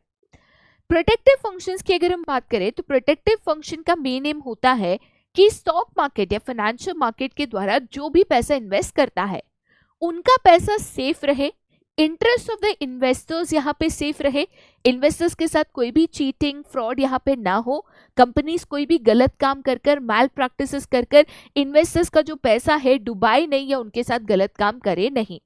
तो इनका मेन एम है इन्वेस्टर्स को प्रोटेक्ट करना या इंटरेस्ट ऑफ द इन्वेस्टर्स जो है यहाँ पे प्रोटेक्ट करना।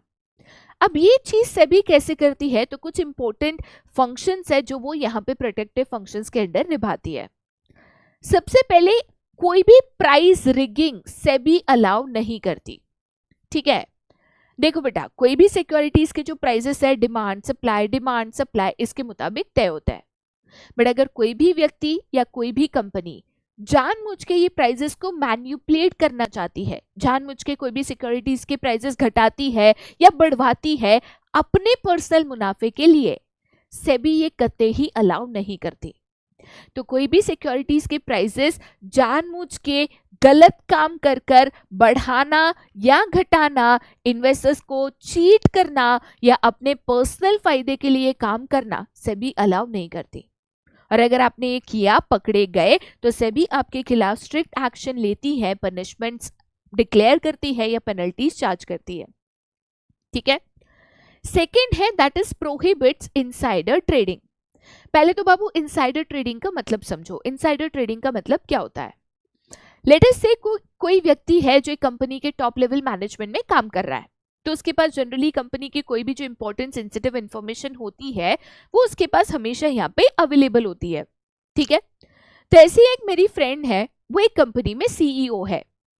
अब उसको हाल फिलहाल में पता चला कि उसकी कंपनी जो है 2 महीने बाद बहुत बड़ा डिविडेंड डिक्लेयर करने वाली है। अब उसको पता है कि कंपनी जैसे ही बड़ा डिविडेंड डिक्लेयर करेगी ना, वैसे ही कंपनी के शेयर के प्राइसेस जो है वो बढ़ जाएंगे। तो मेरे दोस्त ने कल रात को मुझे फोन किया और मेरे को कहा कि देख, 2 महीने बाद मेरी कंपनी ज्यादा डिविडेंड डिक्लेयर करेगी, तो मेरी कंपनी के शेयर के प्राइसेस है ना बहुत ज्यादा बढ़ जाएंगे। तो तू एक काम कर, आज मेरी कंपनी के बहुत सारे जो शेयर्स है वो यहाँ पे खरीद के रख दे। ठीक है, 1 करोड़ रुपए डाल दे, मेरे कंपनी के शेयर्स खरीद के रख दे। 2 महीने बाद जब प्राइसेस बढ़ेंगे, जो भी मुनाफा होगा आधा तेरा आधा मेरा। मैंने कहा चलो ठीक है।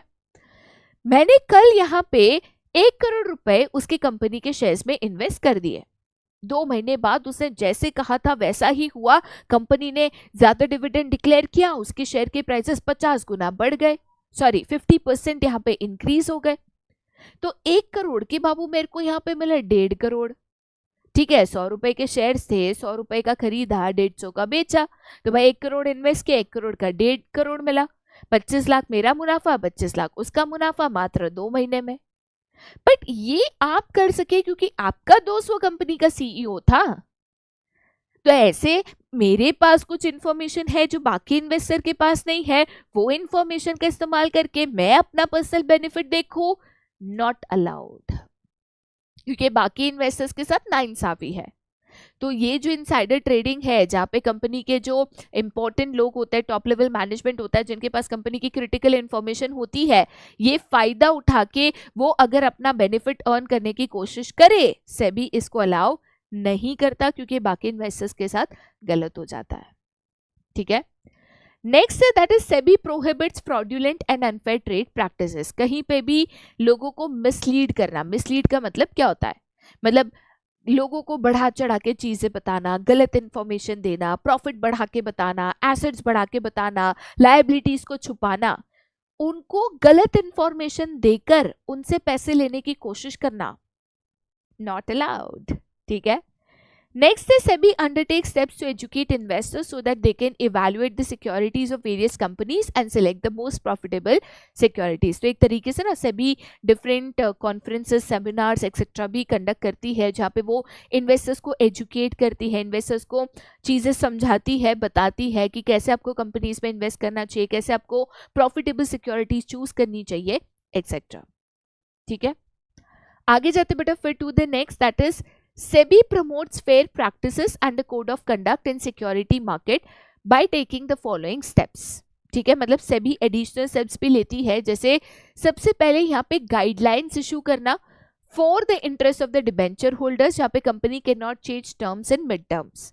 तो अगर मान के चलो कोई भी व्यक्ति है जो कंपनी के डिबेंचर्स खरीदता है, तो पहले तो उनको ना जागरूक बनाती है, अवेयरनेस क्रिएट करती है कि भाई देखो, तुम अगर कोई भी कंपनी के डिबेंचर्स खरीदते हो, 1 साल बाद कंपनी बोलती है कि अब हम अपने टर्म्स एंड कंडीशंस चेंज कर रहे हैं, अब हम अपना इंटरेस्ट रेट कम कर रहे हैं, ये अलाउड नहीं होता है। तो यहाँ पे ना कंप्लेन करो उस कंपनी के खिलाफ। ठीक है। Next, SEBI is empowered to investigate cases of insider trading. तो भाई कहीं पे भी अगर सेबी को डाउट जाता है या टिप मिलती है कि यहाँ पे इनसाइडर ट्रेडिंग हुआ है, यहाँ पे प्राइस रिगिंग हुआ है, तो सेबी के पास पूरी अथॉरिटी होती है उस मैटर को इन्वेस्टिगेट करने की, जांच करने की, कोई उसको रोक नहीं सकता। और कहीं पे भी अगर कोई भी कंपनी या व्यक्ति पकड़ा जाता है, उसको पनिशमेंट्स, पेनल्टीज, इवन जेल हो सकती है। ठीक है। Next, SEBI has stopped the practice of making preferential allotment of shares unrelated to market price. मतलब शेयर्स यहाँ पे अपने दोस्तों, रिश्तेदारों को कम प्राइसेस पे बेचना सेबी ने अभी अलाउ नहीं किया है। सेबी बोला कि भाई ऐसा भेदभाव, पार्शियलिटी नहीं करने का। ठीक है। Second category of functions of SEBI है, that is the development functions. Development functions में सेबी का मेन एम होता है कि ज्यादा से ज्यादा लोग जो है यहाँ पे इंडिया की सिक्योरिटीज में इन्वेस्टमेंट करें। ठीक है। मतलब लोगों के लिए इन्वेस्टमेंट करना, सिक्योरिटीज खरीदना बेचना आसान हो जाए और लोग ज्यादा से ज्यादा इसमें पार्टिसिपेट करें, ज्यादा से ज्यादा लोग फाइनेंशियल मार्केट में ट्रेड करें। इसके लिए भी सेबी ने कुछ इंपॉर्टेंट स्टेप्स लिए हैं। जैसे सबसे पहले सेबी ने जो यहाँ पे इंटरमीडियरीज है, इनकी ट्रेनिंग कंपलसरी करी है और इसके लिए उनका लाइसेंसिंग भी कंपलसरी है। क्योंकि बाबू हम जो भी ट्रेडिंग करते हैं इंटरमीडियरीज के द्वारा करते हैं, तो अगर इंटरमीडियरीज ही ट्रेड नहीं है, उनको ही नहीं पता क्या करना है क्या नहीं करना है, और उनके वजह से अगर हमारा पैसा डूबता है या उनके वजह से हम ट्रेड सही से नहीं कर पाते, तो ये हमें डिस्करेज करेगा, ये डीमोटिवेट करेगा और हम आगे जाके शायद ट्रेड ना करें या लोगों को सजेस्ट ना करें। तो इसीलिए सभी ने कहा कि भाई सबसे पहले ना इंटरमीडिएट्स ट्रेंड होने चाहिए, सो दैट वो कंफर्टेबली इन्वेस्टर्स को गाइड कर सके और इन्वेस्टर्स को यहाँ पे इन्वेस्ट करने में मदद कर सके। ठीक है। Second, SEBI tries to promote activities of the stock exchange by adopting the flexible and adaptable approach in the following way. तो सबसे पहले ना सेबी ने इंटरनेट ट्रेडिंग परमिट कर दी, क्योंकि इंटरनेट ट्रेडिंग से क्या होता है, आप घर बैठे कहीं से भी ट्रेडिंग कर सकते हो, buying and selling of securities कर सकते हो। दूसरा, सेबी ने अंडरराइटिंग ऑप्शनल कर दी। भाई मेरी कंपनी है, मैं कॉन्फिडेंट हूं, मेरे सारे शेयर्स बिक जाएंगे, मेरे को अंडरराइटिंग का पैसा नहीं देना, मत दो, ऑप्शनल है। Third, even an IPO, initial public offer of the primary market is permitted through the stock exchange. मतलब आप आईपीओ भी अभी स्टॉक एक्सचेंज के द्वारा रेज कर सकते हो या इशू कर सकते हो। ठीक है। चलिए, next category of function, that is the regulatory function. Babu regulatory function की अगर हम बात करें तो रेगुलेटरी फंक्शन में सेबी का मेन काम होता है एक तो कायदे कानून नियम बनाना और ये देखना कि सभी लोग जो है ये नियमों का पालन करें, कोई भी नियमों को तोड़े नहीं, और अगर तोड़े तो सेबी उनको पेनल्टीज एंड पनिशमेंट्स दे पाए। ठीक है। तो सबसे पहला रेगुलेटरी फंक्शन है, that is SEBI has framed rules and regulations and code of conduct to regulate the intermediaries. तो पूरे फाइनेंशियल मार्केट का जो ट्रेडिंग प्रोसीजर है उसमें जो भी इंटरमीडिएरीज है, चाहे ब्रोकर हो, बैंकर हो, अंडरराइटर हो, सबके लिए नियम कायदे कानून है और सभी लोगों को ये नियम कायदे कानून का पालन करना है। सेकेंड रेगुलेटरी फंक्शन है SEBI registers and regulates the working of stock brokers, sub brokers etcetera. तो भाई पहले तो तुमको ब्रोकर बनने का ना, तो तुमको सभी का लाइसेंस चाहिए। दूसरा, लाइसेंस तब मिलेगा जब तुमको पूरी चीजें आती होगी, प्लस तुम यहाँ पे नियमों का पालन करोगे। तो ये देखना कि भाई सभी के पास लाइसेंस हो, सिर्फ लाइसेंस ब्रोकर ट्रेड करे, सब नियमों का पालन करे। ठीक है। Next, SEBI registers and regulates the working of mutual funds. तो म्यूचुअल फंड्स में भी जो भी इन्वेस्टमेंट्स होता है वो इन्वेस्टमेंट सही तरीके से हो, अगेन इसमें पब्लिक का पैसा इन्वॉल्व होता है तो उनके साथ कोई चीटिंग फ्रॉड ना हो, इसके लिए सेबी खुद पर्सनली ये चीजों पे ध्यान देता है। ठीक है। Next, SEBI regulates the takeover of the companies. तो जब भी कंपनीज का टेक ओवर होता है, मतलब मान के चलो मैंने कोई कंपनी के 50% से ज्यादा शेयर्स खरीद लिए, मैं मेजॉरिटी शेयर होल्डर बन गई, तो मैं उस कंपनी का टेक ओवर कर लूंगी। तो टेक ओवर प्रोसेस भी सही तरीके से हो, इसमें भी कोई गैर कानूनी काम ना हो, सेबी ध्यान देता है।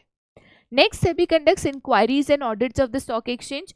जितने भी इंडिया में स्टॉक एक्सचेंज है, चाहे एनएसई, बीएसई एक्सेट्रा, उनका रेगुलर चेकिंग करना, ये देखना कि उसमें सारा काम कानूनन हो रहा है कि नहीं, सारे प्रोसेसेस प्रॉपर्ली हो रहे हैं कि नहीं, ये सेबी करता है। Next, these intermediaries have been brought under the regulatory purview and private placement has been made more restrictive। तो जैसे मैंने बोला, एक तो जो प्राइवेट प्लेसमेंट है कि भाई रिश्तेदारों को, दोस्तों को कम दाम पे दे दिया, नॉट अलाउड। दूसरा, जो भी प्रोसेस होता है, जो भी ट्रेड होता है, चाहे कोई भी कंपनी हो, इन्वेस्टर हो, चाहे कोई भी इंटरमीडियरी हो, सभी के ऊपर सभी ने कायदे कानून लिमिटेशंस लगा रखे हैं। सो दैट कहीं पे भी फ्रॉड, गलत काम का स्कोप ना हो, और हो अगर गलत काम हुआ, माल प्रैक्टिस किसी कंपनी ने की, तो इतने स्ट्रिक्ट पेनल्टीज एंड पनिशमेंट्स है कि लोग करने से डरे।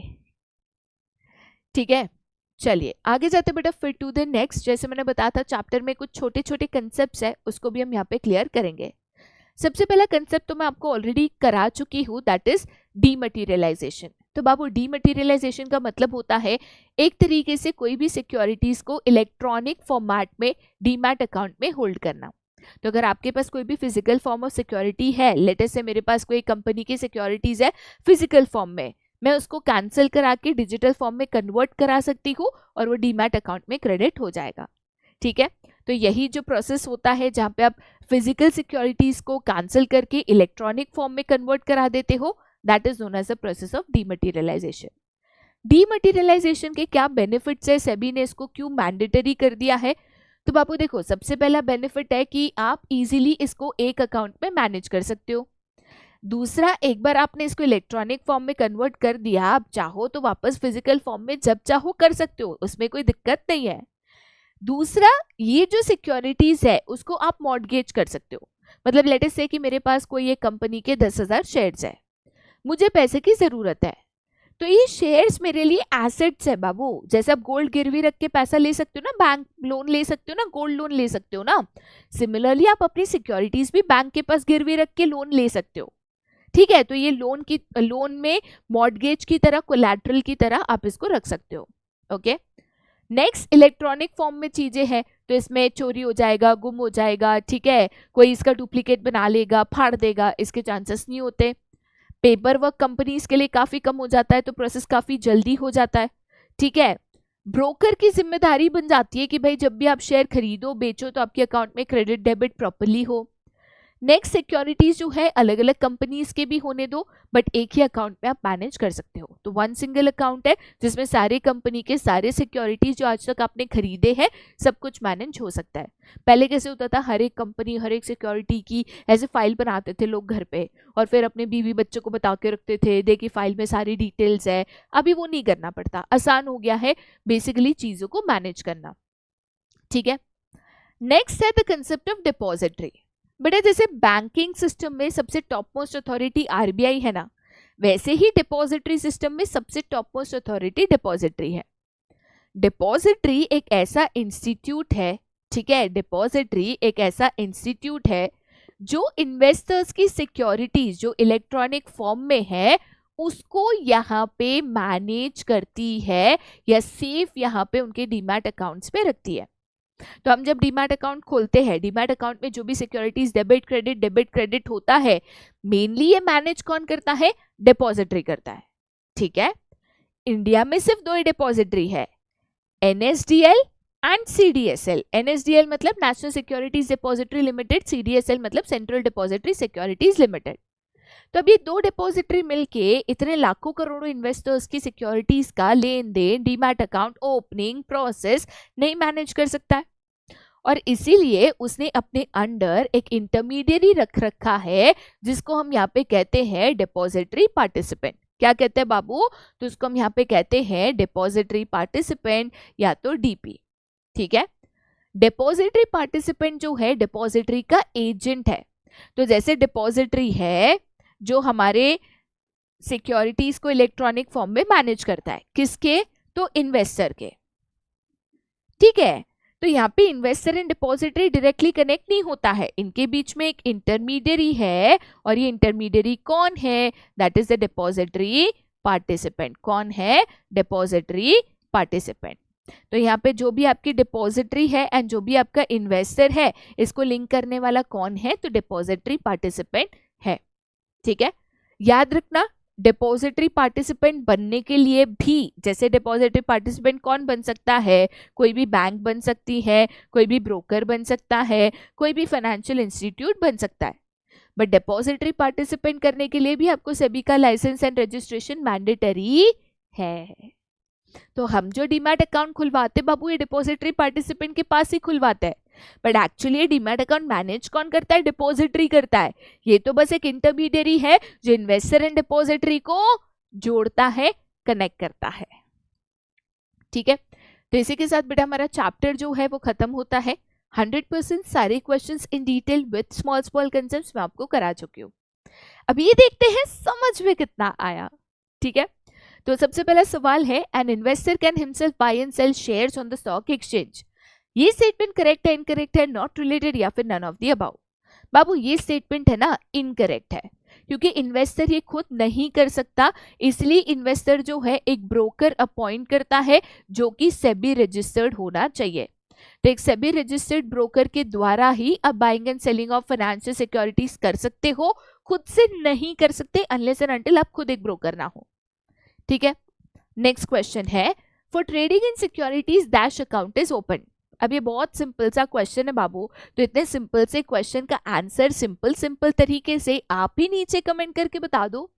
कमेंट सही करोगे, जवाब सही होगा तो मैं लाइक भी कर दूंगी।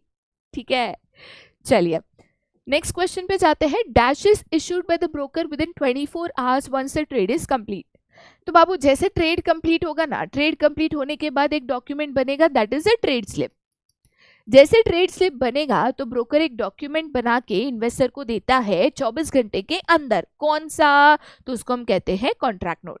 इस डॉक्यूमेंट में आपने कौन से कंपनी के कितने शेयर्स कब, कौन से दिन पे, कौन से समय पे खरीदे, कितना अमाउंट हुआ, कितना ब्रोकरेज फीस हुआ, सब कुछ लिखा रहता है। ठीक है, आगे जाते बेटा to the next. Dash is known as the economic barometer of the country. तो कंट्री की इकोनॉमिक कंडीशन मेजर करने के लिए हम किसका इस्तेमाल करते हैं? तो बाबू हम सेकेंडरी मार्केट का इस्तेमाल करते हैं। जानबूझ के कंफ्यूजन करने के लिए मैंने इसको सेकेंडरी मार्केट लिखा था, क्योंकि secondary market and stock exchange are one and the same. ठीक है, नेक्स्ट क्वेश्चन है, प्रोहिबिटिंग इनसाइडर ट्रेडिंग ये सेबी के कौन से फंक्शन में आता है? तो इनसाइडर ट्रेडिंग ना होने देना ये सेबी के प्रोटेक्टिव फंक्शंस में आता है। मेन एम होता है to protect the interest of the investors. ठीक है, तो बेटा इसी के साथ हमारा आज का जो लेक्चर है मैं यहीं पे खत्म कर रही हूँ। नेक्स्ट लेक्चर में न्यू चैप्टर के साथ हम जरूर मिलेंगे। ठीक है, साथ ही साथ आप पढ़ते रहिएगा, बहुत अच्छे से तैयारी करते रहिएगा। बाकी और ऐसे लेक्चर्स के साथ और एडिशनल ऐसे सेशंस के साथ बहुत ही जल्द मिलेंगे। छोटा सा सवाल पूछा था, कमेंट सेक्शन में जवाब जरूर बताना। बाकी आज के लिए यहीं पे tata bye bye, see you, take care and have a nice day.